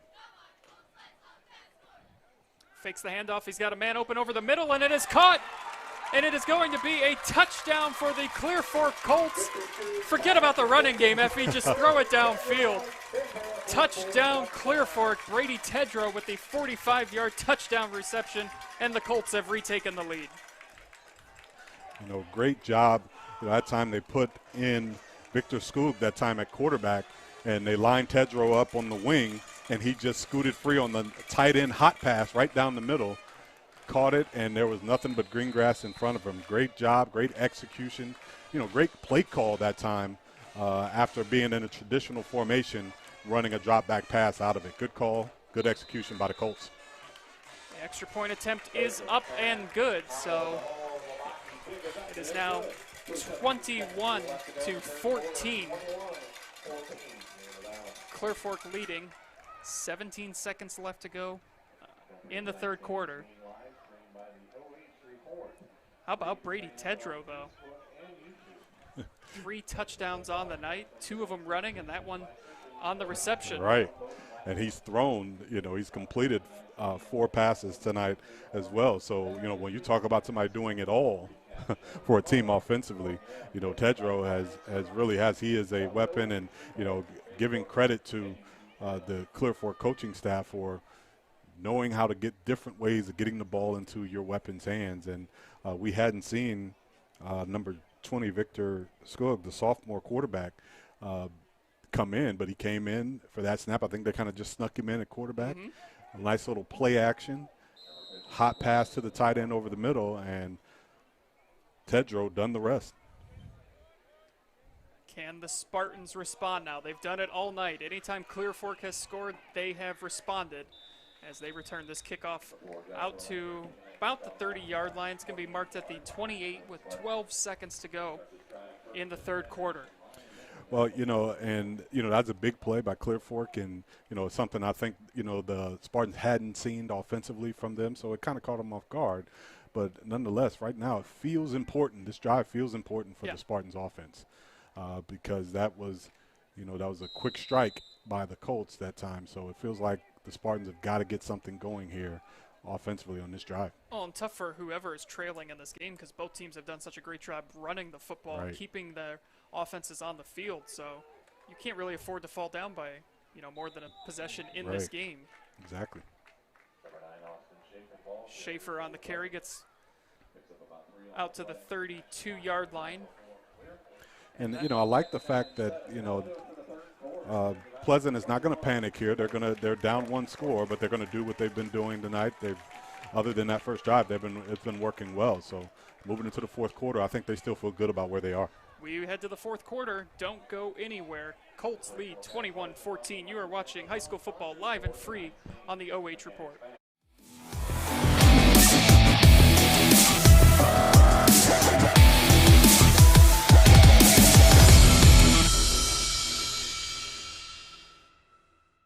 Cars, trucks, SUVs, and vans of all makes and models. No bones about it, Daisy the Doodle says thanks, A1 Auto Sales Mansfield, for making my first-time car buying experience simple. Located at 100 South Illinois Ave, A1 Auto Sales Mansfield is the dealership for you.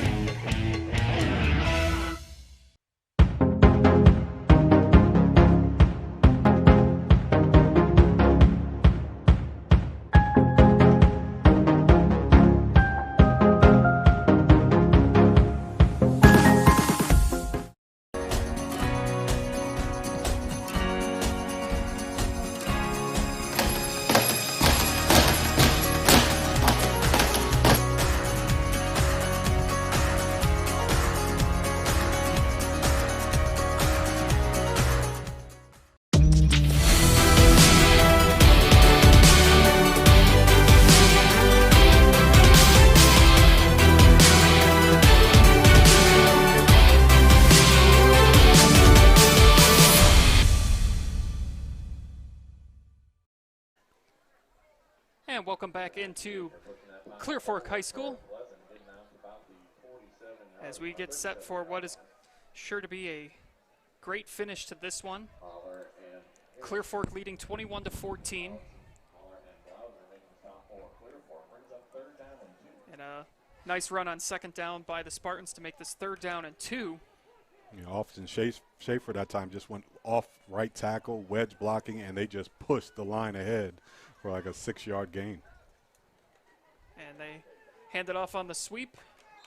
And right about where they needed to get for the 1st down. This is going to be close. All depends on the spot. And they're signaling 4th down.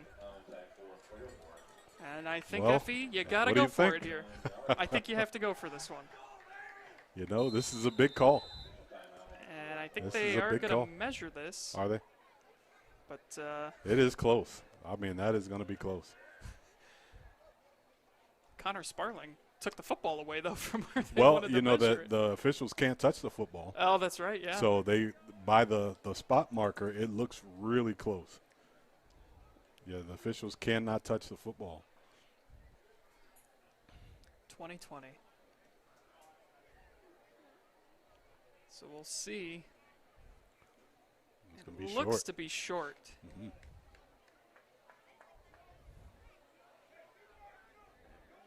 About a half a yard short. Yeah, about half a yard short. So a huge play coming up now. Yeah, I don't question, you know, right now with the size they have up front, you know, they have been running the ball effectively. You know, I can't remember them having a straight ahead play that was for a loss of yardage. So right now, those linemen got to assert themselves and get off the football. Colt faithfuls making their noise tonight. Big play coming up here. 4th down, and it's going to be a keep up the middle and enough for the 1st down. So just a smart play right there. Right.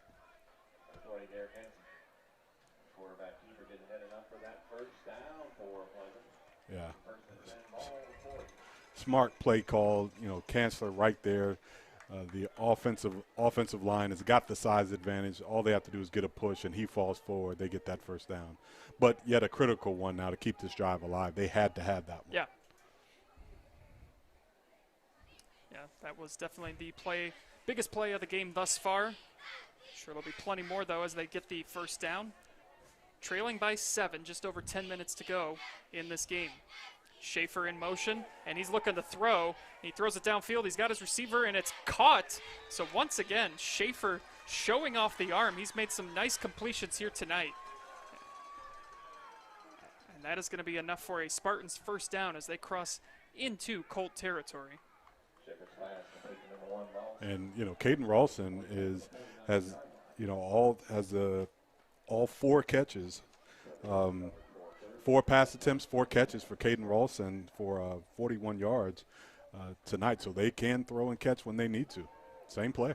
Same play. He pump fakes, and his receiver slipped down, but still almost came down with a chance to catch it. Wow. There's some angry fans over on the Spartan sideline and Spartan bleachers thinking that there was some contact on that. Caden Ralston ran a double move that time. They were going to fake the out and up, and as he went to go up, the defensive back from Clear Fork just reached out and grabbed a hold of him, and the ball was in the air. So the Pleasant fans visibly upset, and maybe rightfully so. He had a handful of jersey that time. First incomplete pass of the night by the Spartans. Still in good shape, though. 2nd down and 10. Just one of those plays you got to move on from. If Sure. you can't let that play Absolutely. derail. And I like the play call. Yeah. I like the play call. Toss in the backfield. Casperson on the carry. And he is going to be brought down around the 42-yard line, excuse me. You know, and the one good thing about these backs, Casperson and Schaefer both, they know how to get behind their blockers. They know how to utilize the blocking scheme. They get in, tucked in behind those big linemen moving forward, and they can get hidden in there. And, you know, he got down the field for a nice 8-yard gain there on 2nd down. 9:14 and counting. Spartans trying to even it up here. 3rd down and 3. Handoff to the big fella, and he's got no room, but he still keeps the legs moving and is right around the 1st down marker. That's Cale Chase. We got a number now, or a name for the number. Cale Chase is number 36. Cale Chase. Originally number 62. Yeah, and what that looks like to me, he was a transformed offensive lineman to a fullback, and you know, he runs tough and runs hard. So here we go big 4th down again. Another for 4th down, the Spartans. As once again the fans come to their feet. You know, I think Cale Chase may get another opportunity here. And the Spartans, did they get the timeout called? Yeah, the play clock was running down, and the quarterback saw it. And I think they're going to give him the timeout. But he saw it and, you know, looked to the sideline to see whether he should call that timeout, because it's a crucial one. Absolutely. I think it's their last one. Their last one, yeah. So he looked to see if he should call it, and they got it. You know, so they do get a chance. The good news is they get a chance to get this 4th and short. The bad news is they have no more timeouts here. Yeah, you could not afford to delay a game penalty there no. at this juncture in the game, going Right. from 4th and 1 to 4th and 6. You can't have that. So Right. smart choice. Burn their final timeout. Sure. Keep it a 4th and 1.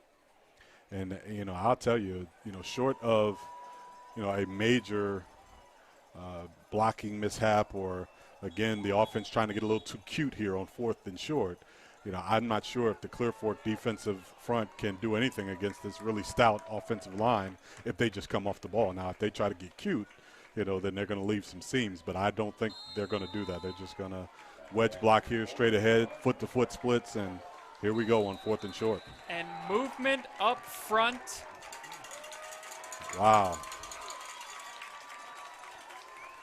And what is going to be a false start. Wow. I think Pleasant. the center reset the football. He put it down and then reset it, and that is illegal. Once the ball gets set, it is set, and I think he picked it up and tried to reset it. Critical penalty for the Spartans that time. And Effie talked about it right before kickoff. The atmosphere here tonight kind of feels like the first home field advantage we've seen. Right. Maybe it's hard to hear down on the field. It's getting loud here in front of us. We are on the Colt side of things. The cowbells are out. They're making some noise. Yeah. And once again, the play clock is at 0, and it's going to be a delay of game as they are out of timeouts. And all of a sudden, just some very, very poor execution by the Spartans. Well, I'll tell you what, Andy, you know, when you're running the type of offense where they're getting the play call from the sideline, I think what has to happen, the play has to come in a lot sooner, and I think they're going to punt this ball away, which at this point I think they have to. Yeah. But the play has to come in a lot sooner. You know, and there's times where if they're not huddling and things like that, you can say the players are taking too much time, but the coaches have got to get that play in soon enough so they can, you know, get the play called and executed before the clock runs out. What a huge turn of events. Absolutely. It was 4th and 1, and the punt is blocked. Are you kidding me? Wow, what a turn of events here in the Valley as Clear Fork comes in and blocks the punt. And executed. Take a look at this again, Effie. Yeah, he just broke through the line the of line of is scrimmage blocked. and got held, Are actually. you kidding me? And still blocked. Wow, what a turn of events still here in the blocked the Valley punt. as Clear Fork comes And in I believe that was and number blocks 42, the punt. Josh Fenton. I believe that was number 42, Josh Fenton, who got the block. He was getting held on the play and still blocked the ball, and he wanted more. Big play on special teams, and, man, that is a huge, like you said, turn of events in this game. Wow. 4th and 1. You take the timeout to avoid the delay of game. Then there's the false start. Then a delay of game. You punt it away, and it's blocked and recovered. Wow. Just an incredible sequence of events. And now the Colts will try to put this one away. And that play will go for no gain. 8 minutes, just under 8 minutes now left in this one. And the Spartans, Effie, they cannot stop the clock now. All out of their timeouts. Clear Fork only has one left, and that clock is going to be their best friend. Right, and now you're going to see real-time management here by the Colts, taking their time. All they need now is positive yards on every play. That's what you're talking about right now. No mistakes, positive yards on every play, ball security, and get the ball to your playmakers. Still plenty of time, though. If you're the Spartans, you just got to get a stop here. And it's a keep, and he's to the outside. Brady Tedrow out past the 30-yard line, and it's a first down for Clear Fork. Gain of 14 on the play. Well, I think we're going to see a lot of that. You know, Tedrow has proven to be the biggest weapon tonight for the Colts. And, you know, right now you don't want to put the ball in anyone's hands who may not be as sure-handed. So we're going to see a lot of Tedrow, and maybe a couple other guys may get an opportunity to touch the football. But when it, you know, right now it's winning time, and you got to be secure with the football. And like I told you earlier, right now it's about who do you trust as a football coach. And right now Coach Carroll trusts right now the guy who's lined up at quarterback, Tedrow. Lyon is in motion, and Tedrow gives the ball off to him. He's out past the 30 to the 25, lowers the shoulder, still going down the sidelines. He is going to be shoved out of bounds right around the 15-yard line. Ashton Lyon with a nice 15-yard gain, and it's another Colt first down, 6:34 left in the game. You know, and this read option look gave it that time to Lyon, and now with Tedrow being such an effective runner, the defense has to hold to make sure he doesn't keep it. And if you hold for a second, the speed of Lyon was able to get him to the outside and really lowered himself, lowered the boom on contact, and picked up another 7 or 8 yards after that initial contact. Great run that time by Lyon. Ball spotted at the 14-yard line. Spartans desperately in need of a stop here. Got to somehow force a turnover, whether it be on downs or recovering a fumble or picking it off. They need the ball back. Handoff, and there's room up front, and it's a touchdown for the Clear Fork Colts. Ashton Lyon with for the Clear Fork Colts. Ashton Lyon. Lyon that time the same play, just the other way, and he made a great cut. You see great blocking downfield from the Clear Fork offensive lineman, which opened the play up in the secondary. So it goes from being a decent play to a big play because you got linemen and receivers blocking downfield. Great execution by the Colts. Lyon takes it in from 14 yards out, and the Colts finally with some breathing room here in this one in search of their first win. Extra point attempt up and through. So 28-14. With 6:28 left in this game. And I still, Effie, I just cannot get over that series of events. Yeah. Going from 4th and 1 to a blocked punt. Yeah. Well, and to be honest, it's what makes it worse for the Spartans. It was 4th and, maybe 1. It was a little bit less than 1. Yeah. So that was almost a gimme for the fact that how they had been playing. They've already gotten, I think, 3 previous 4th and shorts already. Mm-hmm. So that was a gimme if they could execute the play. But you end up getting a penalty. Then, you have another mishap with the punt. It just all went bad for them because even if they could have punted the ball away, they still would have been in good shape. But I think that punt block gave the Colts the extra spark and motivation they needed to drive that thing into the end zone. Spartans are going to need to score and score quickly, and they could do it by a kickoff return here, and there was some room up front for a minute there, but he is brought down at the 35-yard line where the Spartans will take over. Ooh. I'll tell you what, Joshua Lambert, he turned on the speed. Yeah. And, he had a crease. If he could have made one cut, it could have been different. But a great return. Really nice field position now for the Spartans. Now, normally we would say, 2-touchdown lead is not anything insurmountable. But the way this game has been going, you don't know. But, we still plenty of time now for the Spartans. But they've got to execute offensively. We've seen them have success throwing the ball with Schaefer as they try the reverse with Schaefer. And he doesn't get much on that play. But this is where when you're a run-heavy team, it gets tricky. Yeah, exactly. Because there's only when you spend so much time executing or perfecting your running scheme, you don't spend a whole lot of time throwing the football down the field. You know, you do spend some time, but not as much as you do running the football. So anytime you do throw the football, it's not something you've worked on a lot. So right now they've got to rely on, you know, big chunk plays from the running position. Now they can do that. You know, Schaefer has shown that he can make big plays running or passing. Schaefer now airing it out and just over the head of his intended receiver. So it's going to bring up 3rd down and long. Yeah. Casperson, the intended receiver. Yeah, but and it seems like they've got it figured out on the Clear Fork side of things. Anytime Right. Schaefer gets the ball in the backfield, he's got to be throwing it. Right. So do you mix that up if you're Pleasant? Do you just start having Schaefer in the shotgun, or where? Well, I think what it comes down to, again, what you work on is who you are. So what they've got to do now is Schaefer's got to realize, okay, they're backing off. It's still a run-pass option. It doesn't look like it, but it's still a run-pass option. So that time the secondary bailed. The idea is maybe he can get to the outside and pick up some yardage running the football. So look like we're going to see the same thing again. It's the exact same thing. He fakes the pass, and he is going to be brought down in the backfield for a loss of yards. Down at the 30, it'll be a loss of 6. Once again, they tried it.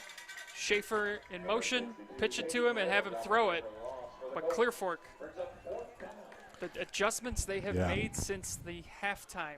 Yeah, this Clear Fork defense has really stepped up and made big plays in critical positions now. You know, they've had some help from the Spartans on that last drive, but overall they have really stepped up and made big plays.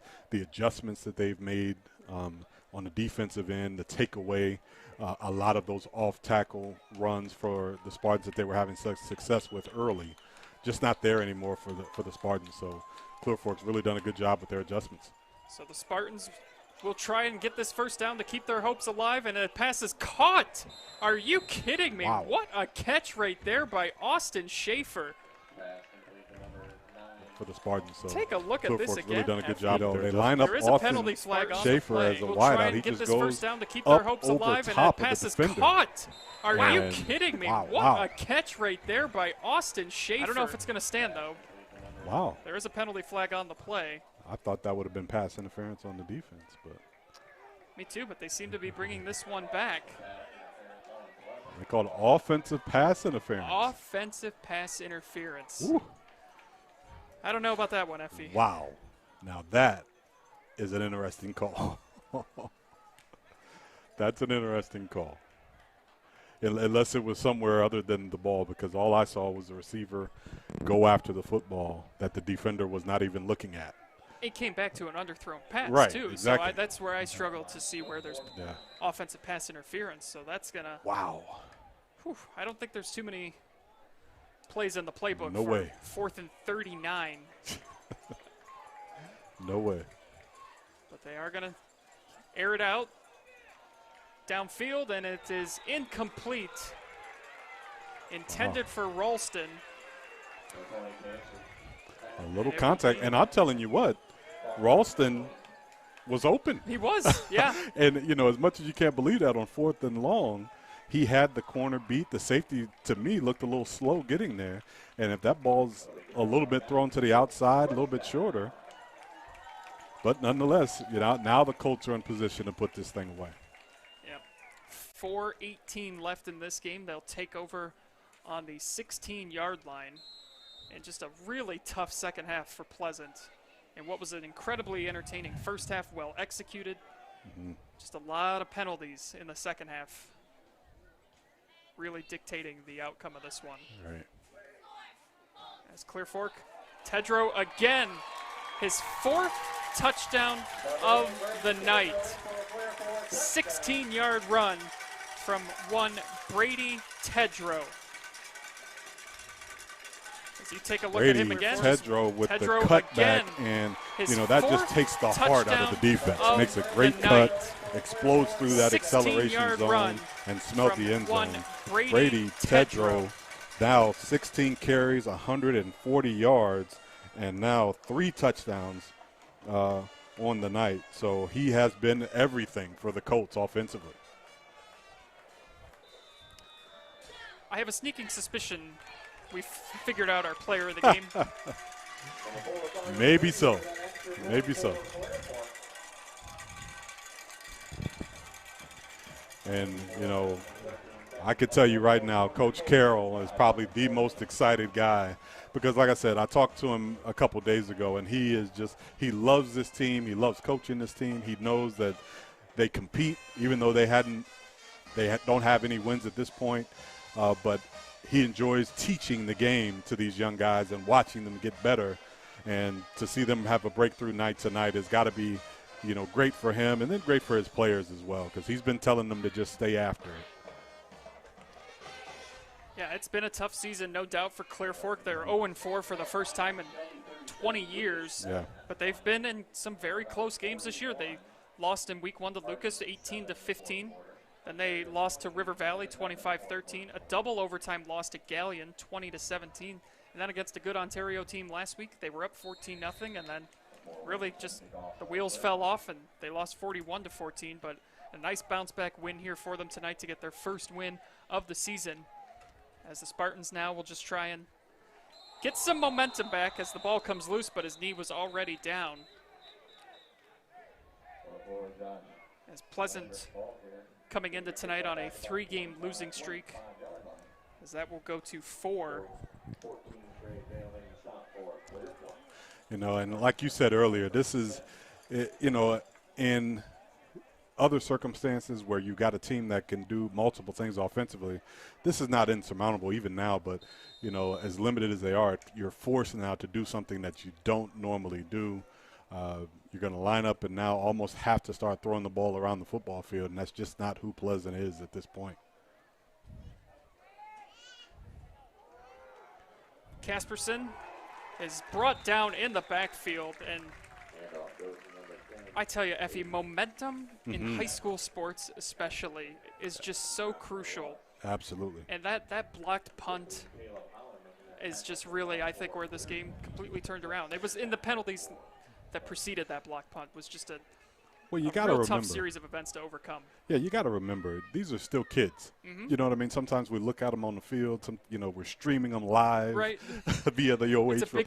It's a big production. You know, but at the end of the day, they're still kids. And they see, just like we see, the bad things happen play after play after play, and it does wear on their mental a little bit. So that momentum plays a big part. Schaefer, again, tried to throw. Nobody downfield. He's still going, and now he's brought down in the backfield for another big loss. And just a tough second half for the Spartans. And I think I heard somebody in the Pleasant crowd just yell, "Run the football." Well, and you know, that's who you are, you know, because it hurts because you get behind. But again, we talked about it last week. This is still a time where you get your football team better. You know, get your football team better. Yeah, you want to try to win. You want to try to get points on the board. But right now, going backwards doesn't help anyone. There you go. Handoff up the middle, and there's some running room for Schaefer. Nice gain. It's 3rd down and 21. Picked up about 9 on the play, 11 on the play. So 2:15 and counting. As the Spartans will just try to end on a positive note, build off of it into next week for what is going to be the last week of the regular season. Wow. Pleasant will return home to take on Ontario, and this pass attempt intercepted. So the Colts will take over at the 45-yard line. Ashton Lyon coming down with the interception.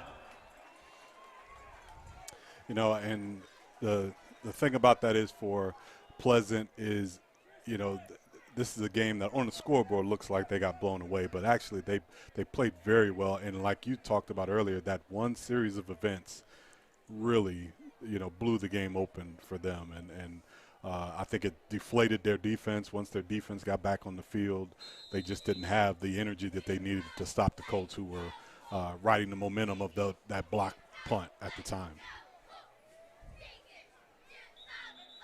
So the Colts take over. Minute 53 left in this one as they look to put the finishing touches on their first win of the season.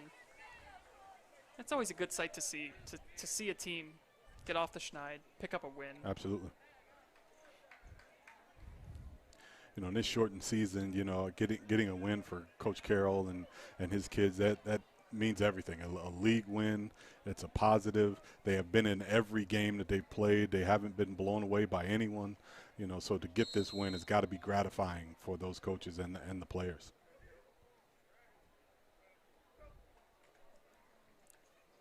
And if anything, it's just a great teaching point too, to show I think that he fumbled it.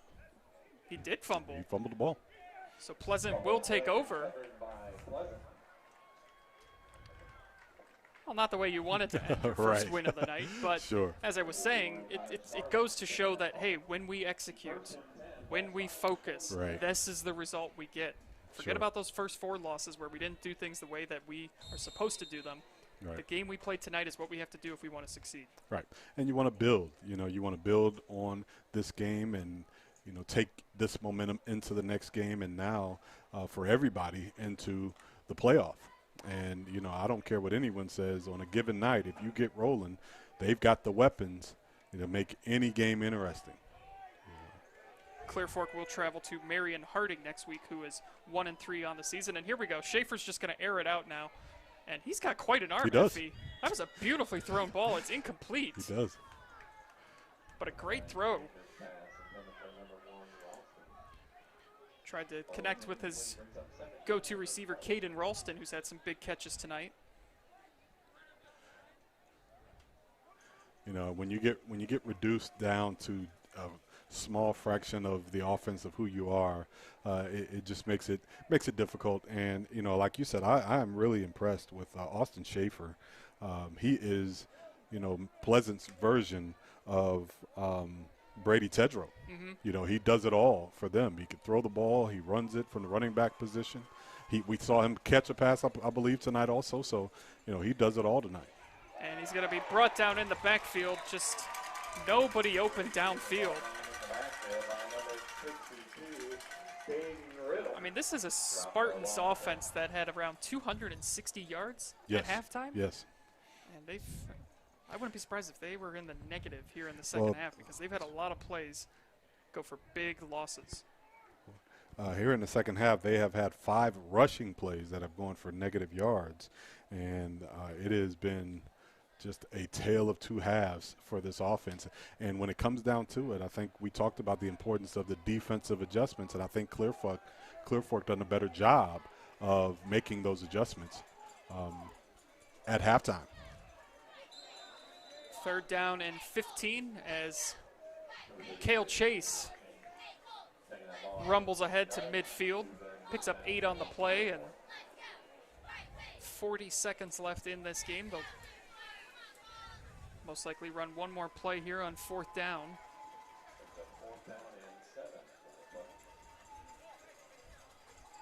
Great night if you're a Colts fan. Homecoming, senior night, last home game of the season. And a lot of stuff to take out of this game if you're Marion Pleasant. A lot of positives. Great first half. But just really, sometimes you see halftime just kind of throws the team off completely. We had a great tempo to this game. And it's just been a very sluggish second half.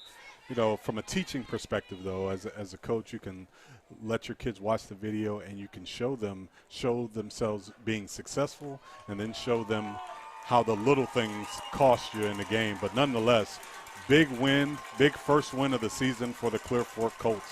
And that'll do it. Your Colts 35, Pleasant 14. Hopefully all the So that'll do it here from Clear Fork as the Colts get their first win of the season over Marion Pleasant tonight, 35-14. And we will be back with some final thoughts, our player of the game, and some stats for you on the other side of this break. So stick around. We'll be right back. You are watching high school football live and free on the OH Report Facebook and YouTube channels.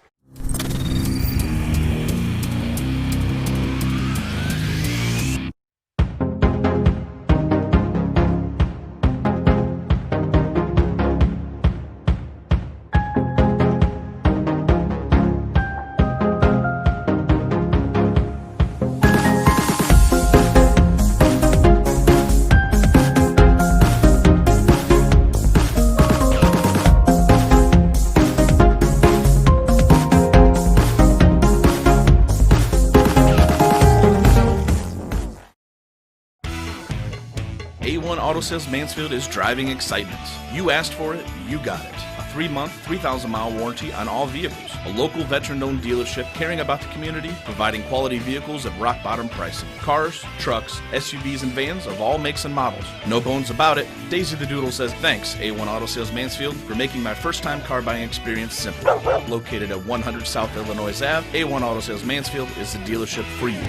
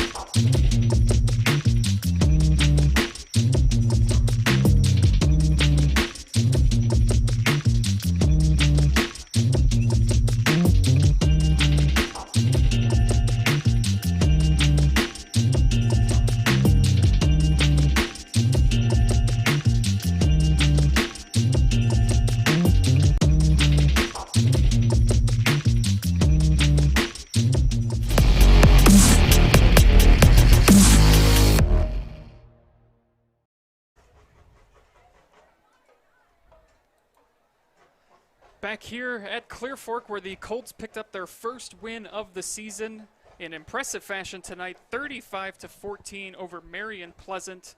This was a close game at halftime, 14-14, and Effie, just better execution by Clear Fork in the second half really is the difference. Well, and better defensive execution, I think, by the Colts. And, you know, I can't say enough about how I think the mistakes made by the Spartans really led to their downfall in the second half because they were, by all rights, they were playing well. And that one series just kind of, like you said, turned the momentum. But a great job by the Clear Fork Colts coming out of halftime, putting it all together offensively and defensively to get their first win. So take a look at the final numbers tonight, and Pleasant went backwards in the second half. They had around 260 yards of total offense at halftime, finished the night with 212 FE. Yeah. Clear Fork really turning it up a notch defensively in that second half, forcing Marion Pleasant into some very unfortunate fourth down situations, fourth and longs, third and longs. A total reversal of stats really in the second half. Well, and I think the big stat that stands out is the minus 59 yards rushing for Pleasant in the second half. You know, they, had established the running game, and a lot of that has to do with, in the end, they had to do a lot of things and made a lot of big losses, but still minus 59 yards rushing for the half was really tough for any team to overcome. So the stats bear it out, and the 2 turnovers, that block punt really costly for them. But, take nothing away from the Colts. They made those things happen. They made those things happen and walk away with, and they were hungry. You could tell they came out of the locker room hungry for that first win, and they got it tonight. Yeah, Pleasant had an answer every time for Clear Fork throughout this game, and when Clear Fork went up 21-14 in the second half, Pleasant was marching down the field. They had a 4th and 1 at about the 35-yard line of Clear Fork. They called the timeout. Out of the timeout, there was a false start. Then there was a delay of game penalty. They were out of timeout, so they ended up with a delay of game penalty. That made it 4th and 11. Then they tried to punt it away, regroup, but the punt was blocked and recovered, and just never able to recover from that. But now it is time, Effie, for our player of the game. And tonight's player of the game is brought to you by Black Dog Tavern. And it's, I think if you're watching the game tonight, you've got a sneaking suspicion as to who the player of the game might be. But it's brought to you by Black Dog Tavern, located inside Deer Ridge Clubhouse. And there you have it, Brady Tedrow, 16 carries, 140 rushing yards, 4 total touchdowns, Effie. And he was the do-it-all guy tonight. His 4th touchdown was a receiving touchdown that went for 50 yards. So, Brady Tedrow, an awesome game tonight for the senior, and he was not going to let his team lose tonight. So great job by Mr. Tedrow, and kudos to him and his teammates for getting that first win. So there you have it, Brady Tedrow, 4 total touchdowns on the night, 1 of them on the receiving end, and what was an incredible performance tonight by Mr. Tedrow. So that is going to do it for us here tonight, as Clear Fork comes away with the victory tonight, 35-14.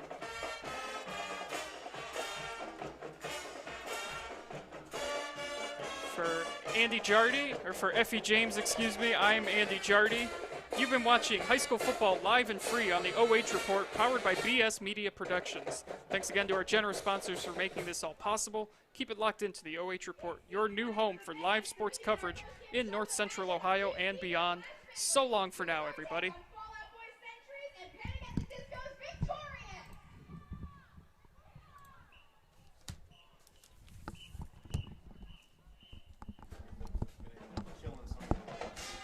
What's it? So I'm going to end up killing your lights here in a couple minutes.